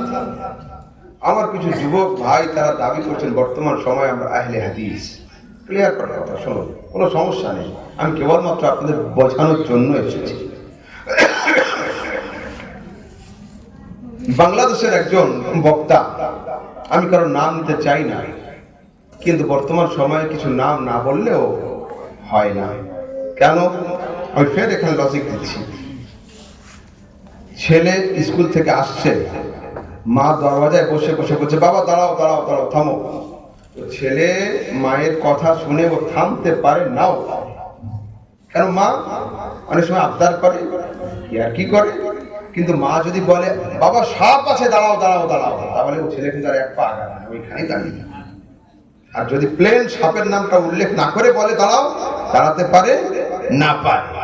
তো আমার সমাজের যুবককে ইশারা আর ইঙ্গিতের ভাষাতে বহু বুঝিয়েছি, কিন্তু এদের পা কখনো উঠছে কখনো ফেলছে। এখন দেখছি সাপ না ভল্লুক না কি সেটা বোঝাতে হবে, অন্যথায় এরা দাঁড়াবে না। তো আব্দুর রাজ্জাক বিন ইউসুফ নামের একটা বক্তা হলো, নাম বলে দিলাম যাতে তোমাদের বুঝতে সুবিধা হয়। আজ থেকে 8 বছর আগে বলেছিল যে আমি আমার টুটা ফুটা বিদ্যা দ্বারা দেখছি জান্নাতে যাবে একটাই মাত্র দল, তার নাম হলো আহলে হাদিস। হলো? তো আমি সেই সময় এখনো পর্যন্ত সোশ্যাল মিডিয়াতে আমার ভিডিও ঘুরে, রিপ্লাই টু আব্দুর রাজ্জাক লেখা আছে, দেখবেন। আমি সেই সময় বলেছিলাম যে সারা পৃথিবীতে আহলে হাদিস নামের কোনো গোডাউন নেই, তো মাল বের হবে কি করে? যদি কারখানা না থাকে প্রোডাক্ট হবে না কি করে? হবে না তো, ওখান থেকে বের হবে কি করে? কারখানাই তো নেই। আহলে হাদিস নামের কারখানা দুনিয়াতে নেই। তো আমাকে কিছু যুবকরা, আমার টাউনের ছেলেরা প্রশ্ন করেছিল, আহমদ ভাই আহলে সুন্নাত নামের কোন গোডাউন কারখানা আছে? আমি শুধু কারখানা না, ফ্যাক্টরি রয়েছে। কোথায়? আমি বললাম সিহা সিত্তার তিরমিজি শরীফের হাদিসের মধ্যে আহলুস সুন্নাত ওয়াল জামাআহ শব্দ রয়েছে। সরাসরি তিরমিজি শরীফের হাদিসের মধ্যে আহলুস সুন্নাত ওয়াল জামাআহ শব্দ রয়েছে। তিরমিজি, ভালো করে নাম মনে করে নাও, তিরমিজি শরীফ। এই ব্র্যান্ডের প্রচার কে করলো? ব্র্যান্ড তৈরি হয়েছে নবীর যুগে, প্রচার কে? এই ব্র্যান্ডের শেষ প্রচার হয়েছে হযরত ইমাম হুসাইন রাদিয়াল্লাহু তাআলা আনহু, তিনি প্রচার করেছেন কারবালার ময়দানে। বলছি এর কোনো প্রমাণ? ইয়েস, এরও প্রমাণ আছে। ইমাম হুসাইন জীবনের শেষ ভাষণে বলছেন, আওয়ালাম ইয়াবলুকুম কাউলুল মুস্তাফিদ, এই এজিদের দুর্ধর্ষ বাহিনী, তোদের কানে কি আমার নবীর সেই মহামূল্যবান বাক্য পৌঁছয়নি? ক্বালা লি ওয়া লি আখি হাসান, আমার নানা, আমার বড় ভাই এবং আমার সম্পর্কে বলেছেন, হাসান আর হুসাইন সম্পর্কে, আনতুমা সাইয়্যিদা শাবাবে আহলিল জান্নাহ ওয়া কুররাতু আইনি আহলিস সুন্নাত ওয়াল জামাআহ। এই হাসান আর হুসাইন, তোমরা হলে জান্নাতি যুবকদের সর্দার এবং আহলে সুন্নাতের নয়নের তারা, আহলে সুন্নাতের চোখের মণি। ইমাম হুসাইন কারবালার ময়দানে সরাসরি বলেছে। আর আমি আবার উঁচু আওয়াজে সিনাকে চওড়া করে বলে যাচ্ছি সোশ্যাল মিডিয়ার সামনে, আগামী কাল আমি অস্বীকার করতে পারবো না, আহলে হাদিস ভাইদের পৃথিবীর সবচেয়ে বড় আলেম মাওলানা ইবনে তাইমিয়া, উনি যদি সূর্যকে চন্দ্র নাম দেয় এরা সেটা মেনে নেবে, যদি উনি চন্দ্রকে সূর্য নাম দেয় সেটাও মেনে নেবে। এত বড় আলেম উনি, আহলে হাদিস সম্প্রদায়ের। তার বিখ্যাত গ্রন্থ মাজমুআতুল ফাতাওয়া 20 খণ্ডে সমাপ্ত। আমি জানি না পশ্চিমবঙ্গের কার লাইব্রেরিতে আছে আর না আছে, আমার লাইব্রেরিতে রয়েছে। তার লেখা কিতাবের প্রথম খণ্ডের 92 পৃষ্ঠাতে লেখা রয়েছে, ফাইনাল ফিরকাতান নাজিয়া হিয়া আহলুস সুন্নাত ওয়াল জামাআহ, জান্নাতে জানেওয়ালা দল একটা, তার নাম হলো আহলে সুন্নাত ওয়াল জামাআহ। সুবহানাল্লাহ। যুবকরা শোনো, নিজেদের মধ্যে মনোমালিন্যতা সৃষ্টি করো না। তোমাদের বাড়ির কিতাবে লেখা রয়েছে জান্নাতে যাবে একটাই দল, তার নাম হলো আহলে সুন্নাত ওয়াল জামাত। তাহলে আলহামদুলিল্লাহ আমরা সঠিক পথে আছি না নেই? আছি। আচ্ছা, যদি কারো কোনো প্রশ্ন থাকে লিখুন, লিখে আমাকে দিবেন, কোনো সমস্যা নেই, ঠিক আছে? আকীদা কথা হবে। আচ্ছা, ফরজ নামাজের পরে হাত তুলে দোয়া মসজিদে হয় না? হয় না? কিন্তু প্রত্যেকটা মসজিদে 2-4টে যুবক তৈরি হয়েছে, তারা হাতকে এইভাবে রাখে, হাত তুলতে চায় না। 2007 সাল পর্যন্ত তুলতো, এখন হাত এইরকম। যখন থেকে আনলিমিটেড ইন্টারনেট প্যাক পেয়ে গিয়েছে, সেই সময় থেকে ইউটিউব আর ফেসবুক দেখা শুরু, ঠিক আছে? এখন আর হাত তোলে না, বলে এটা হাদিস কোরআনে নেই। আচ্ছা, হাদিস কোরআনে নেই? সুন্নিরা এত বোকা যে এরা ভুলভাল জিনিস এরা আমল করছে। হ্যাঁ, আপনারা এত বোকা মানুষ যে আপনাদের কাছে হাদিস কোরআন নেই, আমাদের কাছে হাদিস নেই। শুনুন মন দিয়ে যুবকরা, শুনুন, কোরআনে কারীমের 30 নম্বর পারা সূরা আলাম নাশরাহ আছে না? আলাম নাশরাহ লাকা সাদরাক, আলাম নাশরাহ লাকা সাদরাক। এই ছেলে, এত কথা বলছো কেন? আমি আপনাদেরকে অনুরোধ করছি, যে প্রোগ্রামের পরিবেশ ঠিকঠাক রাখতে পারবেন আমাকে সেখানে দাওয়াত করবেন। আমাদের মতো ছোটখাটো বক্তাকে সব জায়গায় দাওয়াত করার কোনো দরকার নেই। আমি আসতে চাইনি কোনো সময়ের জন্য। আমি মুখস্থ জীবনী আমি করি না, আমি হাদিস কোরআন দিয়ে লজিক্যালি বোঝাই। আজ আমাদের সমাজের যুবকদের এই হাল কেন? যুবকরা কি জান্নাতি সব হয়ে গিয়েছে? আহলে সুন্নাত হওয়া মানে জান্নাতে পৌঁছে যাওয়া? এক ওয়াক্তের নামাজ নেই, মসজিদে যাওয়া নেই, নাম হয়েছে জামাতে ইসলামী, ইসলাম থেকে এই দল 100 হাত দূরে, নাম দিয়েছে আহলে সুন্নাত ওয়াল জামাত, নবী সুন্নাত থেকে 40 হাত দূরে। তোমাদের দিয়ে কাজটা হবে কি? তোমরা আল্লাহর ঘর আবাদ করো, আল্লাহ তোমাদের ঘর আবাদ করবেন। আর সমস্ত দোষ হচ্ছে আলেমদের উপরে। যুবকরা শোনো, তোমাদের সম্পর্কে দুটো কথা, সমস্ত দোষ আলেমদের উপরে, যে আলেমরা কিছু বলে না। আরে ইমাম আহলে সুন্নাত আলা হযরত আজ নয়, 150 বছর আগে থেকে আমাদের জাগাচ্ছেন। সোনা জঙ্গল রাত अंधेरी छाई बदली काली है, सोने वालों सोने वालों सोने वालों जागते रहियो, चोरों की रखवाली है। सुभान अल्लाह। ইমাম আহলে সুন্নাত আলা হযরত মুজাদ্দিদ ছিলেন, 150 বছর থেকে আমাদের জাগাচ্ছেন। আমাদের ঘুম যদি না ভাঙে তো দোষ তাদের না। যুবকরা শোনো, ইমাম আহলে সুন্নাত লিখছেন, अरे दिल लहू में खोना तुझे, शब सुबह तक सोना तुझे, शर्म नबी खौफ खुदा ये भी नहीं वो भी नहीं। ফজরের আজান হয়, বিছানাতে শুয়ে থাকে, এশার আজান হয়, ফ্রি ফায়ার আর পাবজিতে কাটে। শর্মে নবী খৌফে খোদা, কবরে গিয়ে নবীর সামনে দাঁড়াতে হবে, এর লজ্জাও নেই। আর খোদার আদালতে গিয়ে কিয়ামতে দাঁড়াতে হবে, এর ভয়টুকুও নেই। রাতের বেলা যখন চতুষ্পদ কুকুরগুলো বাড়ির ভিতরে ঢুকে যায়, সেই সময় আমাদের ভাইগুলো, আমাদের যুবকগুলো বাড়ি থেকে বের হয়ে সারা রাত ফ্রি ফায়ার আর পাবজিতে মার ধর করে থাকে। এই তোমাদের হাকিকত, এই নিয়ে তোমরা আহলে সুন্নাতকে বাঁচাবে। হে যুবক, শুধরাও।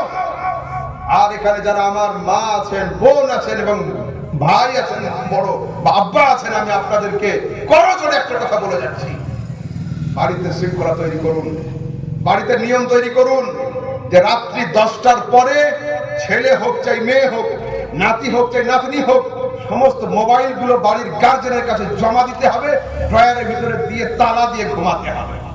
নিয়ম তৈরি করুন। আর ফজরের সময় যে আগে উঠবে মোবাইল সে আগে পাবে। দেখেন তো আগামী কালকে মসজিদে লোক হচ্ছে কিনা হচ্ছে। এরা দুবেলার ভাত না খেয়ে বাঁচতে পারবে, 5G কানেকশন ছাড়া বাঁচতে পারবে না, তুমি এটা আমি জানি। এই নিয়ম তৈরি করুন। যুবকরা শোনো একটু, সারা রাত ঘুমানোর পরে সকালে যখন মানুষ ঘুম থেকে ওঠে, চেহারা কেমন লাগে? Fresh, neat and clean. তা আমাদের সমাজের যুবকরা, আমাদের সমাজের যুবতীরা সারা রাত ঘুমানোর পরে বিছানা থেকে যখন ওঠে সকালে, যেন মনে হয় রাতে চুরি করতে গিয়ে ধরা পড়েছিল, মুখ কালো হয়ে থাকে, কি ঘুষা হয়েছে। কেন ভাই সারা রাত? তার মানে কি? হয় আইমতে কল, নয় মেসেঞ্জার কল, নয় হোয়াটসঅ্যাপ কলিং, নয় ভিডিও কলিং, নয় চ্যাটিং, সারা রাত। মানে ঘরের মধ্যে তো ও ছিল, কিন্তু ওর দেহ ছিল ঘরে, ওর প্রাণ ছিল না ঘরে। আর আমাদের সমাজের যুবকরা মোবাইলে চার্জ করে কখন জানেন? বাজার থেকে ঘুরে গিয়ে যখন আব্বু আম্মুর সঙ্গে ভাত খেতে বসে, রাতে ডিনার করতে বসে, ওই সময় মোবাইলটা চার্জে লাগিয়ে দেয় যে এদিকে আমি পেট ভরাচ্ছি, ওদিকে তুমিও পেট ভরাও, একটু পরে এসে তোমাকে ধরবো। সারা রাত ধরে চলবে মোবাইল। এদিকে মুয়াজ্জিন বলবে আসসালাতু খায়রুম মিনান নাওম, যুবকের হাত থেকে চার্জ শেষ হয়ে পড়ে বলবে ইন্না লিল্লাহি ওয়া ইন্না ইলাইহি রাজিউন। এই তো অবস্থা আমাদের যুবক। যারা বয়স্ক লোক আছেন আপনারা দেখুন, আপনাদের নাতিদের হাত ধরে জিজ্ঞাসা করুন যে বলতি সত্যি কথা, কতদিন ধরে সূর্য উদয় দেখেছেন? আমাদের সমাজের যুবকরা বছর বছর ধরে এরা সূর্য উদয় দেখেনি। তো যারা সূর্য উদয় না দেখে তাদের লাইফ সাকসেস কি করে হবে? ঠিক বলছি না ভুল বলছি আমি? হ্যাঁ, বাবারা চাচারা উঠে পড়ছে ভোর 4টার সময়, মাঠে এক রোজ খাটা হয়ে যাচ্ছে, তারপরে দরবেশ আল্লাহর ওলি বিছনা থেকে উঠে আসছে বেলা 10টার সময়। লা হাওলা ওয়ালা কুওয়াতা ইল্লা বিল্লাহ। ইমামে আহলে সুন্নাহ আবার লিখছেন রিজকে খোদা খায়া কিয়া, ফরমানে হক তালা কিয়া, সুবহানাল্লাহ সুবহানাল্লাহ, শুকরে করম তর সে সাজা ये भी नहीं वो भी नहीं। আল্লাহ পাকের খুব খাবার খেয়েছি, বিনা ট্যাক্সের খাবার খেয়েছি, আর আল্লাহ পাকের জবরদস্ত করে নাফরমানিও করেছি। শুকরে করম তর সে সাজা, আল্লাহর খানা খেয়ে আলহামদুলিল্লাহ বলিনি, জাহান্নামের আগুন দেখে আস্তাগফিরুল্লাহ বলিনি। হায় আফসোস, হায় আফসোস। আল্লামা ইকবাল, মহাকবি ইকবাল 150 বছর আগে লিখছেন ওয়াদা মে হো তুম নসারা, তামাদ্দুন মে হো হনুদ, এ মুসলমান তুমি দেখ কে শর্মায়ে ইহুদ। এ মুসলিম জাতি, তোদের ড্রেস পোশাক দেখে মনে হচ্ছে তোরা পাশ্চাত্য দেশের খ্রিস্টান, আর তোদের খাওয়া দাওয়া দাঁড়িয়ে দেখে মনে হচ্ছে তোরা স্বদেশিক হিন্দু, আর তোদের দাঁড়িয়ে দাঁড়িয়ে পেশাব করা দেখে রোম সাম্রাজ্যের ইহুদিরা পর্যন্ত লজ্জা পেয়ে যাবে। যে সময়ে 5G দূরের কথা, ইন্টারনেট কি জিনিস লোক জানতো না, সেই 150 বছর আগে যদি আল্লামা ইকবাল আমাদের সম্পর্কে এই ভাষাতে উপদেশ দিয়ে যান, বর্তমানে যদি আমাদের হাতে এবং আমাদের সিচুয়েশন, আমাদের অবস্থা, আমাদের রিয়ালিটি, আমাদের কোয়ালিটিকে দর্শন করতেন, তো কি ভাষায় আমাদের প্রতিবাদ করতেন, তিনি হয়তো ভাষা হারিয়ে ফেলতেন, ল্যাঙ্গুয়েজ খুঁজে পেতেন না, শব্দ খুঁজে পেতেন না। একটু শুধরাও, একটু সামলে যাও। তোমরা জানো কিয়ামতের দিন কি হবে? আল্লাহ পাক বলেন ইয়াউমা ইয়াকুমুর রূহু ওয়াল মালায়েকাতু সাফফান লা ইয়াতাকাল্লামুনা ইল্লা মান আযিনা লাহুর রহমান। হযরত রূহুল আমিন ফেরেশতা থেকে নিয়ে সমস্ত মালায়েকা আল্লাহ পাকের আদালতে গর্দান ঝুঁকিয়ে দাঁড়িয়ে থাকবে, কারণ মুখ খোলা পর্যন্ত স্পর্ধা হবে না। আল্লাহ পাকের তরফ থেকে আওয়াজ আসবে ওয়ামতাজুল ইয়াউমা আইয়ুহাল মুজরিমুন, আয় অপরাধীর দল তোরা সাইড হয়ে যা। আল্লাহ পাকের তরফ থেকে গুরুগম্ভীর আওয়াজ আসবে লিমানিল মুলকুল ইয়াউম, দুনিয়াতে যারা জবরদস্তি করে বাদশা সেজেছিলে, পাওয়ার দেখিয়েছিলে, আজ তারা কই? আমাদের কারোর মাথা উঁচু করার ক্ষমতা হবে না। বলুন আপনি আজকের বাড়ি গিয়ে, কালকের বাড়ি গিয়ে, রাতের অন্ধকারে আল্লাহর আপনি মাঝখানে কোনো থার্ড পারসন সিঙ্গুলার নাম্বার কেউ থাকবে না, তওবা করে নেওয়া কত সহজ। নয়তো আগামী দিনে কিয়ামত যেদিন হবে, আদম থেকে নিয়ে ঈসা পর্যন্ত সবাই দাঁড়িয়ে থাকবে, সবার উম্মতিরাও থাকবে। সেই দিন যখন ফেরেশতারা আমাদের অসভ্যতাকে, আমাদের বর্বরতাকে, আমাদের চরিত্রকে লাইভ টেলিকাস্টে দেখাবে, সেদিন আমাদের অবস্থা কি হবে? আমার ইমাম আহলে সুন্নাতের ইমাম আলা হযরত সেজন্য বলেছেন, আরে আজ ले उनकी पना, आज मदद मांग उनसे, फिर न मानेंगे कयामत में घर मान गया। পরীক্ষার সেন্টারে যাওয়ার আগে যত পারো প্রিপারেশন নাও, যদি বইয়ের পাতা ছিঁড়ে খেয়ে নাও তাও কোনো আপত্তি নেই, কিন্তু রেজাল্ট আউট হওয়ার পরে যত কান্না করো, ফয়কাল ল কিন্তু পাশে পরিবর্তন হবে না। যত কান্না করো পাশে পরিবর্তন হবে না। তো মানতে হলে আজ মানো, স্বীকার করতে হলে আজ স্বীকার করো, নবীকে, নবীর দামান ধরতে হলে আজ ধরো। কিয়ামতের দিনে ফেরেশতাদের হাতে ডান্ডা দেখে মানি মানি করলে কিন্তু ঠান্ডা হবে না। সেদিন কাজ হবে না, মানতে হবে আজকে, স্বীকার করতে হবে আজকে। যুবক শোনো, তোমরা আমারই ভাই, আমি তোমাদের ভাই। আমি কোনো 40-50 বছরের বুড়ো নয়, আমি তোমাদের মতো। কিন্তু দুনিয়া ত্যাগ করে আজ তোমাদের নসিহতের জন্য, তোমাদের উপদেশের জন্য এবং আমার সমাজকে কন্ট্রোলের জন্য এই পরিশ্রম অন্যথায় নয়। আমার নিজের অন্য কাজ আছে, আমার নিজের বিজনেস আছে, আমি বিজনেসম্যান লোক।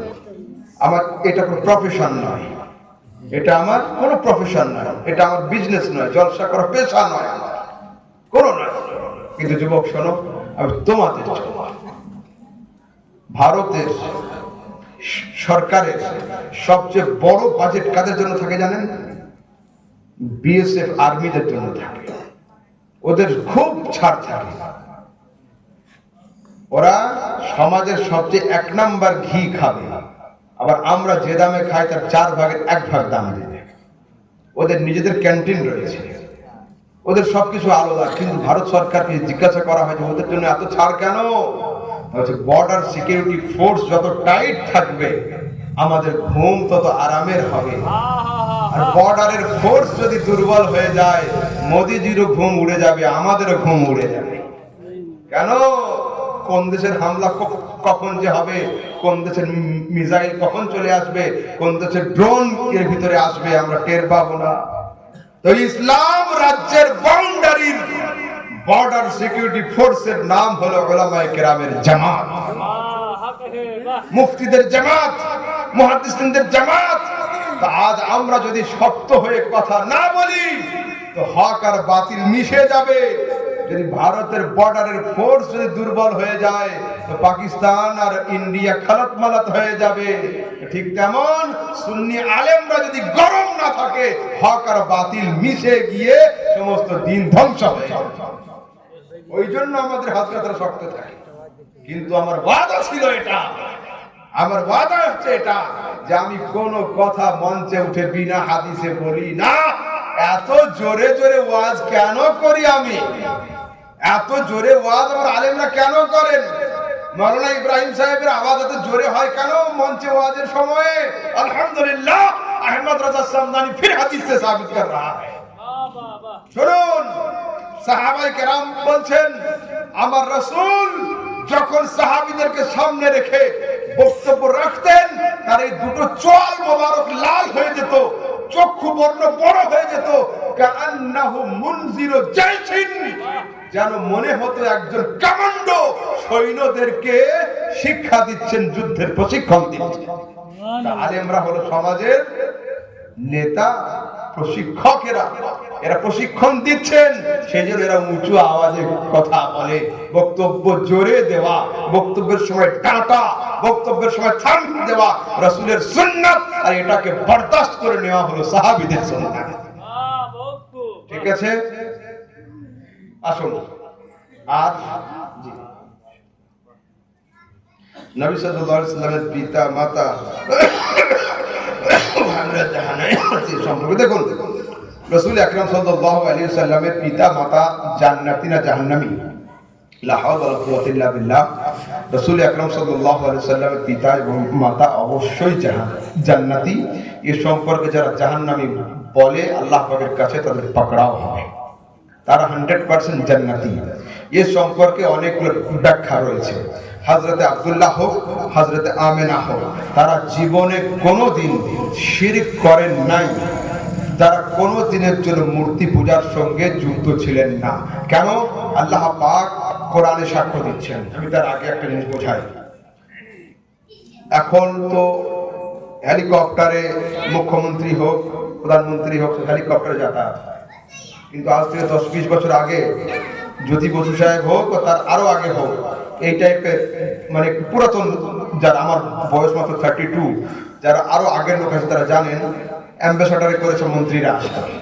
যে রাস্তা দিয়ে মন্ত্রীর গাড়ি যেত, রাস্তায় যত বাম্পার থাকতো ওগুলোকে ভেঙে সমান করে দেওয়া হতো। ঠিক বলছি আমি? একদম ঠিক। আর কি দেবেন তো? আলহামদুলিল্লাহ। হ্যালো, তো আমাদের প্রধানমন্ত্রী যে রাস্তা দিয়ে যাবে সেই রাস্তায় কোনো পিচের বাম্পার থাকবে না। আল্লাহর প্রধানমন্ত্রী মোহাম্মদ রাসূলুল্লাহ যে রাস্তা দিয়ে আসবেন সে রাস্তায় কুফরের বাম্পার থাকবে, শিরকের বাম্পার থাকবে, বেদাতের বাম্পার থাকবে। কিন্তু আহমদ রাজা মুখের কথা নয়, কোরআন খুলুন। আল্লাহ পাক বলে ওয়াতাকাল্লুবাকা মিনাস সাজিদিন।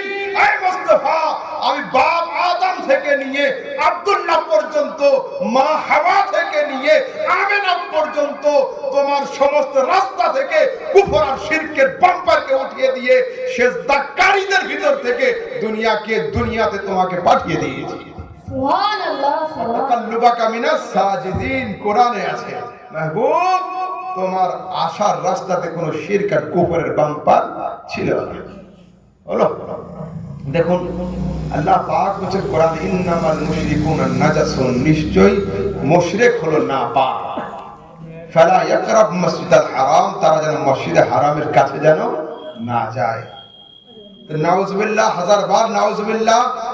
মুশরিক যদি নাপাক হয়, মসজিদে হারামের কাছে যদি তার যাওয়ার নিষেধ থাকে, আর হযরতে আমেনা নাউজুবিল্লাহ মুশরিক হয়, মুশরিকের পেটে দুনিয়ার সবচেয়ে পবিত্র মানুষটাকে 1 বছরের জন্য রাখবেন? এ কথা তো মানতেই পারে না দিমাগ, যে আল্লাহ মুশরিককে নাপাক বলে, মসজিদে হারামের কাছে যেতে মানা করে, আবার মুশরিকের পেটে মুহাম্মদ রাসূলুল্লাহকে রাখবেন? আস্তাগফিরুল্লাহ, লা হাওলা ওয়ালা কুওয়াতা ইল্লা বিল্লাহ। আল্লাহ তাবারক ওয়া তাআলা এই সমস্ত জালিমদের জুলম থেকে আমাদের সবাইকে হেফাজত করেন। আর কারো কোনো প্রশ্ন আছে? জিজ্ঞাসা করুন, তাড়াতাড়ি করুন, তাড়াতাড়ি, 1টা বেজে গেছে।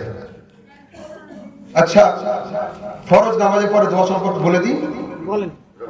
আপনাদের কোনো ইয়ে নেই তো, কষ্ট নেই তো? আচ্ছা, হ্যাঁ দিয়ে তারপরে ছাড়বো, ঠিক আছে? লম্বা হবে না, শুনুন। কোরআনে কারীম 30 নম্বর পারা, সূরা আলাম নাশরাহ। সূরা আলাম নাশরাহ, বাবু যারা ইউটিউবার ভালো করে নোট করো, এগুলো কাল দাও করতে দাও। আলাম নাশরাহ আছে না? এর শেষ আয়াতটা কি? ফাইদা ফারাগতা ফানসাব ওয়া ইলা রাব্বিকা ফারগাব। যখন তুমি শেষ করবে তখন মন দাও। কি শেষ করে কোন দিকে মন দাও এটা কিন্তু কোরআনে লেখা নেই। এই আয়াত ব্যাখ্যাতে হযরতে আব্দুল্লাহ ইবনে মাসউদ তিনি সরাসরি বলছেন, ফাইদা ফারাগতা ফানসাব, আই ফাইদা ফারাগতা মিনাস সালাতি ফানসাব ইলা দুআ। যখন নামাজ শেষ করবে তখন দোয়াতে মন দিয়ে দাও। সরাসরি আয়াত হলো, আয়াতের তাফসীর হলো। যদি এই পর্যন্ত আমি শেষ করে দিই, আগামী কালকে চায়ের দোকানে কিন্তু প্রশ্ন হবে, তোমাদের প্রধান বক্তা বললো না তো কোন নামাজের পরে দোয়া? শুধু নামাজ বলে চলে গেল। নামাজ ফরজ আছে, ওয়াজিব আছে, সুন্নাত আছে, নফল আছে, কোনটার পরে দোয়া? আসুন আবার হাদিস নোট করুন। عن قتادة والضحاك ومقاتل في قوله تعالى فإذا فرغت فانصب، أي فإذا فرغت من الصلاة المكتوبة فانصب إلى الدعاء।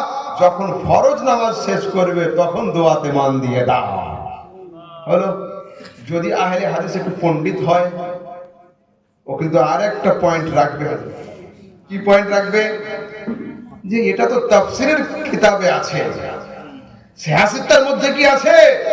জি আলহামদুলিল্লাহ, সওয়াল आपका होगा, जवाब मेरा होगा, पूछिए तो सही। সিয়াসতের তিরমিজি শরীফের হাদিসের মধ্যে আছে, عن ابي امامه الباهلي قال قيل يا رسول الله اي الدعاء اسمع। রাসূলকে জিজ্ঞাসা করা হলো, ইয়া রাসূলুল্লাহ, কোন সময়ের দোয়া আল্লাহ বেশি পছন্দ করে থাকেন? ক্বালা জাওফাল লাইলিল আখির ওয়া দুবুরা আস-সালাওয়াতিল মাকতুবাত। গভীর রাতের ঘোর অন্ধকারে, অর্থাৎ তাহাজ্জুদের নামাজের পরে গোপন সময়ের গোপন দোয়া আল্লাহ বেশি পছন্দ করেন। ওয়া দুবুরা আস-সালাওয়াতিল মাকতুবাত, এবং প্রত্যেক ফরজ নামাজের পরের দোয়া আল্লাহ বেশি কবুল করে থাকেন। সরাসরি সিয়াসতের হাদিস। ফের কালকের প্রশ্ন হবে, সব ঠিক আছে, দোয়া একা একা করা চলবে, সবাই মিলে চলবে না? সম্মিলিত। এই প্রশ্ন আছে না? নেই? আছে। যুবক শোনো, শুধু নিজের মাথা ভারী করো না, ওদেরও মাথায় বোঝা চাপিয়ে দাও। যদি কালকে চায়ের দোকানে কেউ জিজ্ঞাসা করে, সব হাদিস তোমাদের হুজুর ঠিক বলেছে, কিন্তু দোয়া একা একা চলবে, সবাই মিলে চলবে না, ওকে বলো, বল ভাই তুমি একটা হাদিস আনো, তুমি একটা হাদিস বের করো যে হাদিসে লেখা থাকবে দোয়া একা একা চলে, সবাই মিলে চলে না, তুমি আনো। ও দেখবে কি বলবে জানেন? হ্যাঁ ইনশাআল্লাহ আগামী শুক্রবার আনবো। শুক্রবার হবে ভাই, হাদিস কই? ও আমার খুব জ্বর হয়েছিল, আমি খুঁজতে পারিনি। আচ্ছা ঠিক আছে, নেক্সট উইকে আসবে। ঠিক আছে, পরের শুক্রবার ভাই হাদিস কই? আমাদের মৌলানা সাহেব উমরা করতে গিয়েছে। আচ্ছা, পরের শুক্রবার ভাই হাদিস কই? বলছে আমি আর ঝোল ঝালে নেই ভাই, তুমি যা করছো করো, আমি যাই করি। আরে ভাই, দো রঙ্গি ছোড় দে এক রঙ হো যা, ইয়া তো সরাসর মোম হো যা, ইয়া ফির সঙ্গ হো যা। ভাই পাথর হয় না মোম হয়, মাঝখানে মুনাফিক বলে কিছু নেই। হয় মর্দ নয় औरत, মাঝখানে একটা গ্রুপ আছে, ওই গ্রুপে যেও না। যেদিকে ইয়ে হবে সেদিকে তাড়িয়ে দেবে, এই গ্রুপের লোক আমলে হবে না। হয় ইধার নয় উধার, হয় বলো যে হাদিস আছে তো আনো, আর নয় বলো হাদিস নেই, তোমাদেরটা ঠিক, আমরা তোমার সাথে, যে কোনো একটা মেনে নাও। আর আমি বলে যাচ্ছি আমি 1 2 3 শুক্রবার করতে করতে কিয়ামতের শুক্রবার চলে আসবে। দুনিয়াতে কোনো আলেম নেই একটা হাদিস বের করবে যে হাদিসে লেখা আছে দোয়া একা একা চলে, সবাই মিলে চলে না, এইরকম হাদিস দুনিয়াতে নেই। এবার বলুন, আমি আপনাকে বোঝাচ্ছি। মদ পান করা, দুধ পান করা কি? দুধ পান করা জায়েজ। হালাল, তাই তো? দুধ পান করা হালাল, 31st নাইটে পান করা হালাল, 1 জানুয়ারিতে হালাল, 26শে জানুয়ারি হালাল, 26শে ফেব্রুয়ারি হালাল, 15ই আগস্ট হালাল, পিকনিকের আগে হালাল, বাড়ির ছাদে উঠে একা একা হালাল, জলসায় এসে হুজুরদেরকে এক কাপ করে দিয়েও হালাল। মদ পান করা হারাম, 31st নাইটে হারাম, তারপরে 1 জানুয়ারিতে হারাম, একা একাও হারাম, আর হুজুরদেরকে এক কাপ করে দিয়ে পান করাও হারাম। যেটা হালাল হবে সব জায়গায় হবে, হারাম হলে সব জায়গায় হবে। বল ভাই, দোয়া একা একা চলবে, সবাই মিলে চলবে না, একটা হাদিস তুমি বের করো। হলো? আরো একটা লজিক দিচ্ছি আমি, যদি কেউ সায়েন্সের ছাত্র এখানে থাকো তারা খেয়াল করো। রোশনি, আলো, লাইট সরল রেখা পথে চলে, ঠিক না?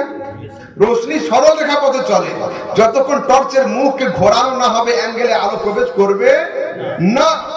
ইসলাম হলো নূর, ইসলাম হলো জ্যোতি, রুলস ফর অল, নিয়ম সবার জন্য এক থাকবে।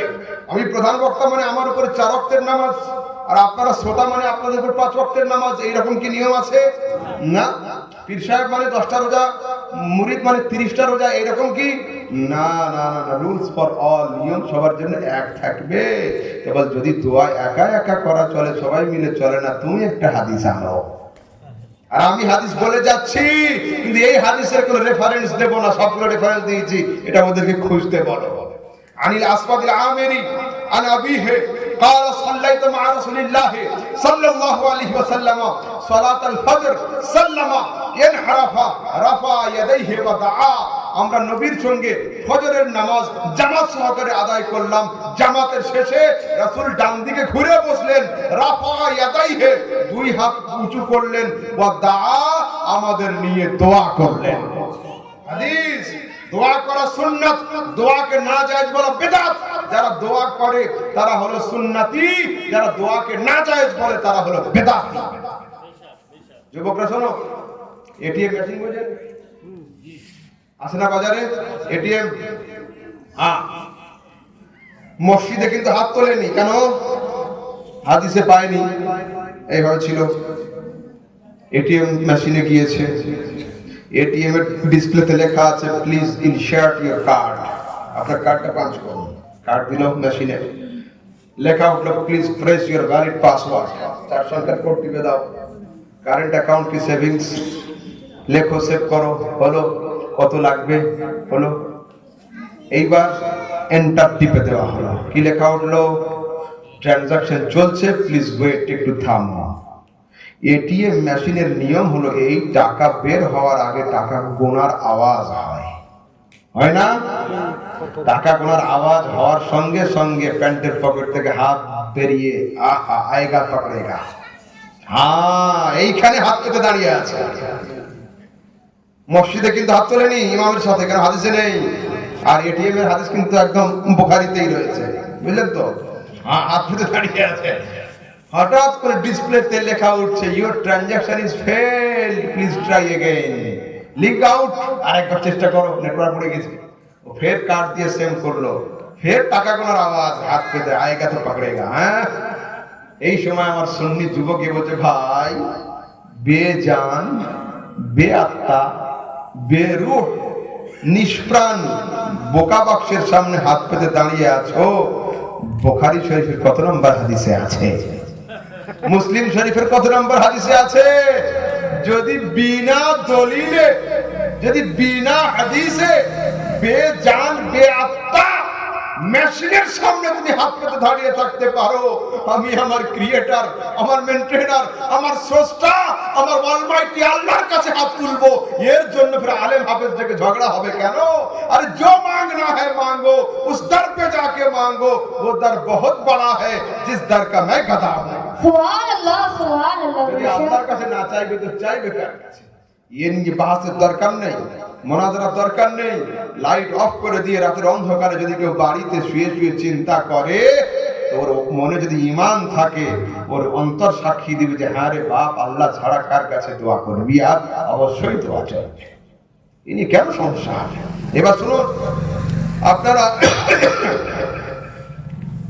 সন্ধ্যা থেকে নিয়ে দান করছিলেন কি উপলক্ষে যাওয়া মসজিদ কেউ দান করেছেন জিন্দা লোকের নামে কেউ দিয়েছেন মুর্দা লোকের নামে ঠিক তো ঠিক না ভুল ঠিক একদম ওরা বলছে মরে গেল শেষ হয়ে গেল আর কোনো লেনদেন চলবে না তাদের যুক্তি আবার আছে কি যুক্তি বলছে চাকরি শেষ হয়ে গেলে বেতন বন্ধ হয়ে যায় মরে গেছে মানে চাকরি শেষ আমি বললাম ঠিক চাকরি শেষ হলে বেতন বন্ধ হয়ে যায় এটা তোমার জানা আছে আর পেনশন চালু হয়ে যায় এটা আমার জানা আছে চাকরি শেষ হলে বেতন বন্ধ এটা তুমি জানো আর পেনশন চালু হয়ে যায় এটা আমি জানি কিন্তু আমার ওয়াদা কি ছিল স্টেজে আজকে যে হাদিস ছাড়া বলবো না ফের আবার রাসূল বলছেন ইজা মাতাল ইনসানু ইনকাতা আনহু আমালু ইল্লা মিন সালাস যখন একজন লোক মারা যায় ওর জীবনের সমস্ত আমলের দরজা বন্ধ হয়ে যায়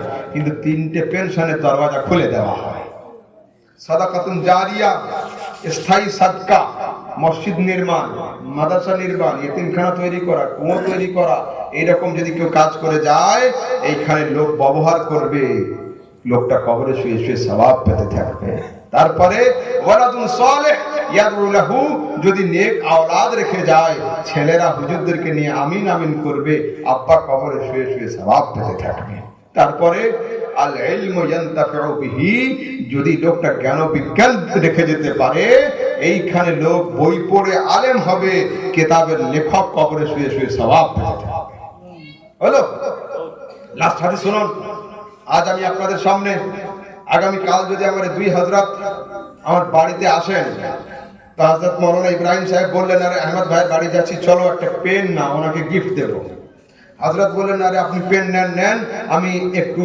ফল নেব ওনার জন্য ঠিক আছে নিয়ে বাড়িতে গেল কিন্তু যেদিন আমার মরণের খবর আসবে আপনাদের কেবিএসে সেদিন কি কেউ আমার জন্য 1 কেজি ফল নেবে একটা আপেল নেবে পেন নেবে তার মানে লেনদেন বন্ধ না ওটা আপনার চোখে দেখতে পাচ্ছেন লেনদেন বন্ধ আমার চোখে বন্ধ নয় ইসলাম বলছে না ইসলাম এমন এক মাযহাব তোমার হায়াতেও যখন হাতকে ধরেছি মওতেও তোমার হাতকে আমি ছাড়বো না তো ইয়া রাসূলুল্লাহ হবে কি করে রাসূল বলছেন উম্মতি উম্মাতুম মারহুমা তাদখুলু কুবুরহা বিযুনুব আরে আমার উম্মত হলো নাজাত প্রাপ্ত উম্মত এরা কবরে যাবে পাপের পাহাড় নিয়ে কবর থেকে যখন উঠে দাঁড়াবে লা যুনুব লাহা এদের কোনো পাপ থাকবে না সাহাবায়ে কেরাম জিজ্ঞাসা করতে ইয়া রাসূলুল্লাহ মরার পরে না নামাজ না রোজা না হজ না যাকাত না ইস্তিগফার so how to possible it কি করে সম্ভব এটা হলো রাসূল বলছেন বে ইস্তিগফারিল মুমিনিন আরে মুমিন ভাইদের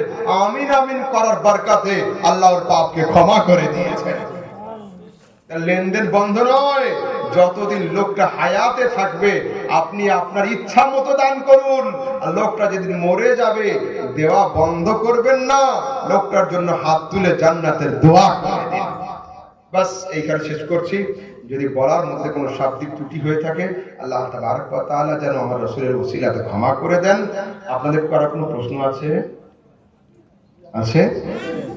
কবর জিয়ারত সম্বন্ধে হযরত একটু বলুন হ্যাঁ কবর জিয়ারত খবর আছে জি তোমার বলো ইমামের পিছনে সূরা ফাতিহা। মাশাআল্লাহ। আচ্ছা ঠিক, মাশাআল্লাহ। এই টাইপের প্রশ্ন করে যদি আমাকে কেউ ফজর পর্যন্ত বসিয়ে রাখেন আমি রাজি আছি। না খুব সুন্দর, মাশাআল্লাহ।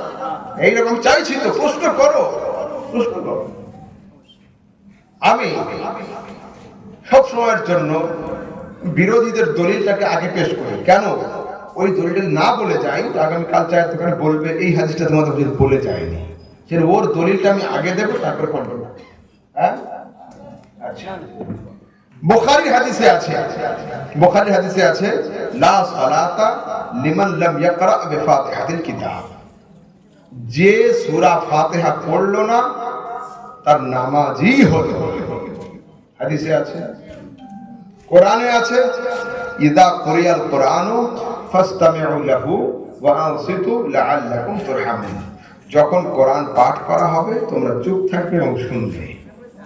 তো প্রথম যুক্তি, যদি হাদিস আর কোরআন পরস্পর বিরোধী হয়, মানব কোনটা, ছাড়ব কোনটা? কোরআন অগ্রাধিকার পাবে, হাদিসটা পাবে না। কিন্তু আলহামদুলিল্লাহ আমরা দুনিয়ার সবচেয়ে বড় ইমাম আবু হানিফার মুকাল্লিদ। আবু হানিফা হাদিসও ছাড়ে না, আবু হানিফা কোরআনও ছাড়ে না।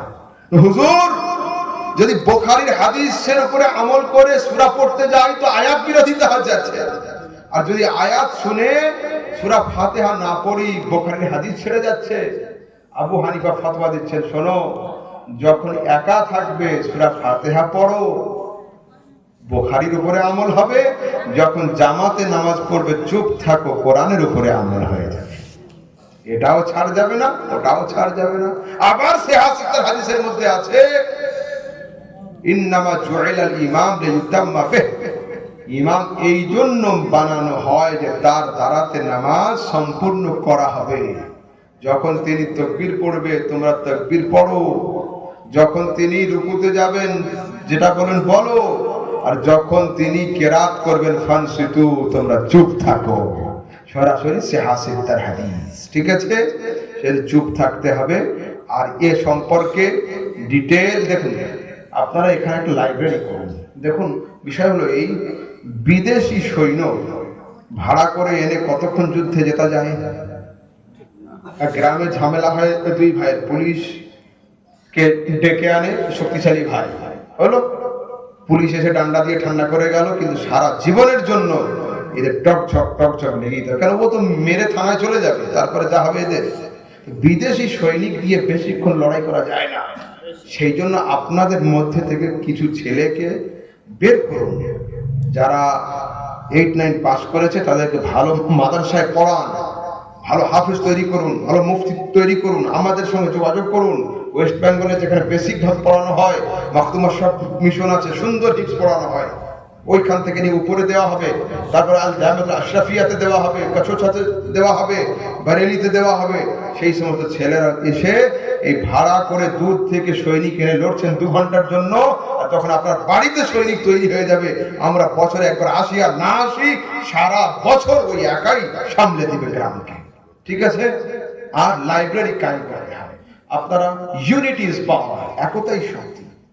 আমরা তো সারাদিন মোবাইল নিয়ে ব্যস্ত। যুবকরা শোনো, রবিবার করে এই হাজরাত আরো যারা আছেন, একটা দিন পর, আসরের পরে হোক, মাগরিবের পরে হোক, এশার পরে হোক, রবিবার করে এক হয়ে 8 ঘন্টা বসে তালিম। 10 জন লোক হাজির হলেন, 10 জনের মধ্যে যে ভালো বাংলা পড়তে পারে সে পড়ে শোনাবে, আপনারা সবাই শুনলেন। আবার সামনে সপ্তাহে যে ওই 10 জনই থাকবে তা নয়, ওই 10 জনের মধ্যে 4 জন আসতে পারলো, 6 জন পারলো না, আরো অন্য লোক আসবে। এইভাবে করে নিজেরা তালিমের ব্যবস্থা করুন, লাইব্রেরি কায়েম করুন। বইয়ের লিস্ট হাজরাতের কাছ থেকে নেবেন, আমার কাছে ইনশাআল্লাহ উনি করবেন, আর পুরো লিস্ট দিয়ে দেবো। আবার আব্বা হুজুর হযরত গোলাম সমদানি রাজভী, ওনার কমসে কম মার্কেটে 70টা বুক অলরেডি পাবলিশ, 70 খানা পুস্তক রয়েছে, সেইগুলো ইনশাআল্লাহ পাঠাবো আমি। তারপরে আমাদের রেজা দারুল সোসাইটির তরফ থেকে ফ্রি অফ কস্ট কিছু বই থাকে, যেগুলো বিনা পয়সায় দেওয়া হয়। আপনারা যোগাযোগ করবেন, বাই পোস্টে পাঠিয়ে দেওয়া হবে। আপনারা কাজ করুন, স্থায়ী কাজ করুন। হ্যাঁ, আচ্ছা, আর কি বললেন? কবর জিয়ারত। দেখুন, কবর জিয়ারত আমি বললাম যে তোমার নাম কি বাবু? একটা নাম বলো না, যে কোনো বলো। তা তোমার নাম বলো। আইনুর হোসেন। হ্যাঁ, আইনুর হোসেন। আইনুল হোসেন। তোমার নাম? রেহান। আমি বললাম রেহান, তুমি আইনুল হোসেনের মতো সাইকেল চালাবে না, তুমি আইনুল হোসেনের মতো মোটরসাইকেল চালাবে না। মোটরসাইকেল চালাতে মানা করলাম না, আইনুল হোসেনের মতো চালাতে মানা করলাম। কেন? আইনুল ডিসব্যালেন্স হয়ে চালায়, গাড়িতে উঠলে 80-তে কাটা রাখে। আমি গাড়ি চালাতে মানা করিনি, ওর মতো চালাতে মানা করেছি। রাসূল কি বলেছেন? নাহাইতুকুম আন জিয়ারাতিল কুবুর, আগে কবর জিয়ারত মানা করেছিলাম। কাদের কবর? মুমিনদের নয়, কাফেরদের কবর। তো কবর জিয়ারত মানা নয়, কাফেরদের কবর জিয়ারত মানা। পাগলের দল, আমতলা জামতলা থেকে পাস করা, না কোনো সার্টিফিকেট, না ডিগ্রি, না পড়া, না শোনা, কিছু নয়, বাংলা হাদিস পড়ে আলেম হয়ে যাচ্ছে। আরে ইউটিউব খুলুন না, ইউটিউবে অপারেশন থেকে নিয়ে মুসলমানি পর্যন্ত যা দেখবেন সবকিছুই রয়েছে। কাঁচিও কিনতে পাওয়া যায়, সূচও পাওয়া যায়, ধাগাও পাওয়া যায়। ইউটিউবে ভিডিও দেখে কোনো ছেলে আজ পর্যন্ত বাড়িতে নিজের ছোট ভাই মুসলমানি করেছে নাকি? না না, কেন? মিস্টেক হলে ক্যান্সার হয়ে যাবে। আমি আপনার সঙ্গে একমত। আগামী কাল যদি আমি বাড়ি যাই, বাড়ি গিয়ে বোর্ড লাগিয়ে দিই, মাওলানা যদি বাড়ি গিয়ে বোর্ড দিয়ে দেয় যে এখানে ইব্রাহিম কালিমি ক্লিনিক সেন্টার, এখানে অপারেশন করা হয়, কে কে যাবেন ওনার বাড়িতে? ইমানদারি বলবে, মহব্বতে অনেক লোক বলবে যে হুজুর আপনার হাতে মরতে রাজি, ও কথা আমি চাই। রিয়ালিটি ভাবে বল, কেউ যাবেন? কে যাবে জানতে? কেন? সবাই জানে যে আমি আহমদ রাজা মৌলভী, মাওলানার কাছে পেটের অপারেশন করলে প্রাণের আশঙ্কা। আমি বললাম ঠিক, মাওলানার কাছে অপারেশন করলে জান চলে যাবে, আর ইউটিউবে ডাক্তারের কাছে ফতোয়া নিলে ঈমান চলে যাবে। যে যে সাবজেক্টে পারদর্শী নয় তার কাছে সেটা নেওয়া যাবে না। এখন সমাজের লোক দেখছে আলেমদের দেখলেই নাক ছিটকাচ্ছে। আলেমরা, আরে ভাই শোনো, আমি যেই হই না কেন, মাওলানা ইব্রাহিম সাহেব যেই হন না কেন, যদি ওনার কোনো আইনি সাহায্য নেওয়ার প্রয়োজন হয়, উনি যাবেন লয়ারের বাড়ি। কোনো শিক্ষা দীক্ষার প্রয়োজন হয়, যাবেন কোনো প্রফেসরের বাড়ি। বিল্ডিং এর ফাউন্ডেশনের প্রয়োজন হলে যাবেন ইঞ্জিনিয়ারের বাড়ি। বডি চেক আপের জন্য যাবেন মেডিকেল সায়েন্সের কোনো ডাক্তারের কাছে। যদি একজন আলেম সাহেব প্রয়োজনের তাগিদে ডাক্তার, মাস্টার, লয়ার, ইঞ্জিনিয়ারের বাড়িতে যায়, তা আমি সিনা উঁচু করে বলে যাচ্ছি, ডাক্তার, মাস্টার, লয়ার, ইঞ্জিনিয়ারকে শরীয়তের মসলা জানার জন্য মাওলানা দারুল ইফতাতে আসতে হবে। বাড়িতে বসে বসে বাংলা বুখারী পড়লে আমি শুনবো না। ঠিক আছে, চলো। আর কারো কিছু? আর কারো কিছু? না, হ্যাঁ বলো। জি বলুন। বাড়িতে ধরে একটাই ঘর আছে, ঘরে কোরআন শরীফ পড়ছি, উপরে বিছানাতে শুয়ে আছে, তো কোরআন শরীফ পড়া। দেখুন, কোরআনে কারীমকে নিচে রেখে বিছানার উপরে বসে থাকা বা শুয়ে থাকা বা পা উঁচু করে থাকা, এটা আদবের সম্পূর্ণ খেলাফ। এইবার যদি কোরআন পড়নেওয়ালা একটা ছোট পর্দা খাটিয়ে আলাদা হয়ে যায়, ঘরের মধ্যেই আছে, যে লোকটা শুয়ে আছে বা পা উঁচু করে আছে, যদি ও দেখতে না পায় তাহলে কোনো সমস্যা নেই, বাকি ওইভাবে চলে যাবে। ঠিক আছে? আর কারো কিছু? আর কারো কিছু আছে? ওজুতে মাসা করা, মাথা মাসা করাটা, এগুলো সব মুস্তাহাব আমল রয়েছে। আর কারো কিছু? যাতে মাটিতে যে একটা ফতোয়া শুনেছিলাম ইমামের কাছ থেকে, কিছু লোক মাটি দিলে হয়ে যাবে জানাজার পরে। আচ্ছা, সম্পূর্ণ না দিলেও জানাজা হচ্ছে ফরজে কিফায়া হলো। এটার জন্য যদি সারা গ্রামের সব লোক প্রেজেন্ট না হয়, জানাজা হয়ে যাবে। কিন্তু যদি কেউ হাজির না হয়, তো পুরো গ্রামের লোক গুনাহগার হয়ে যাবে। ঠিক আছে? হ্যাঁ। আর কারো কিছু? মাটি যদি সবাই নাও দেয়, সমস্যা নেই, হয়ে যাবে। আর কারো কিছু? নামাজ পড়ছে, বিছানায় আরেকটা মেয়ে ছেলে শুয়ে আছে, তো ওই বিছানাতে নামাজ হবে। বিছানাতে নামাজ পড়ার মসলা হলো এই, সবচেয়ে উত্তম হলো বিছানায় নামাজ না পড়া।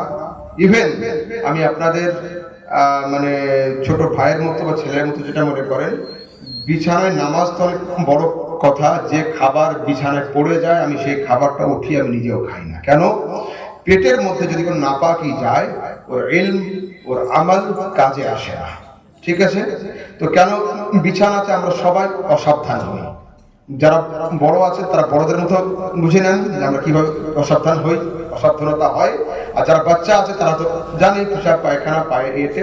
যদি বিছানায় নামাজ পড়তে হয়, ফার্স্ট শর্ত হলো একটা পবিত্র কিছু বিছাতে হবে। দ্বিতীয় কথা, ভালো করে মশলা বুঝবেন, আমি দেখেছি জলসায় অনেক আলেম এসে বিছানার উপরে দাঁড়িয়ে নামাজ পড়ে নিচ্ছে, হবে না। বিছানা হাত দিয়ে সেজদার জায়গাটা টিপে দেখতে হবে।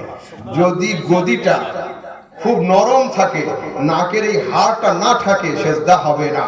ভালো করে টিপে দেখতে হবে। বিছানা যদি শক্ত থাকে এবং সেজদা করলে সমস্ত হাড়গুলো ঠিকঠাক ঠেকবে, তবে নামাজ হবে। হ্যাঁ, সেই জন্য আলেম মানুষ হলেও আপনারা শিক্ষা দেবেন যে হযরত আমরা তো একজনের মুখে শুনেছি এটা এই ব্যাপার, বিছানাটা নরম, তো আপনাদের উত্তম হবে এই বিছানায় নামাজ না পড়ে নিচে পড়া। কেন সাধারণত বিছানায় মোটা মোটা গদি থাকে আর ওতে নামাজ শুদ্ধ হয় না। আর কারোর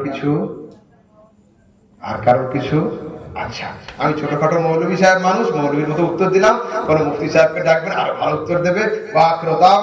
আলহামদুলিল্লাহ রাব্বিল আলামিন। আসসালামু আলাইকুম ওয়া রাহমাতুল্লাহি ওয়া বারাকাতুহু। ইয়া নবী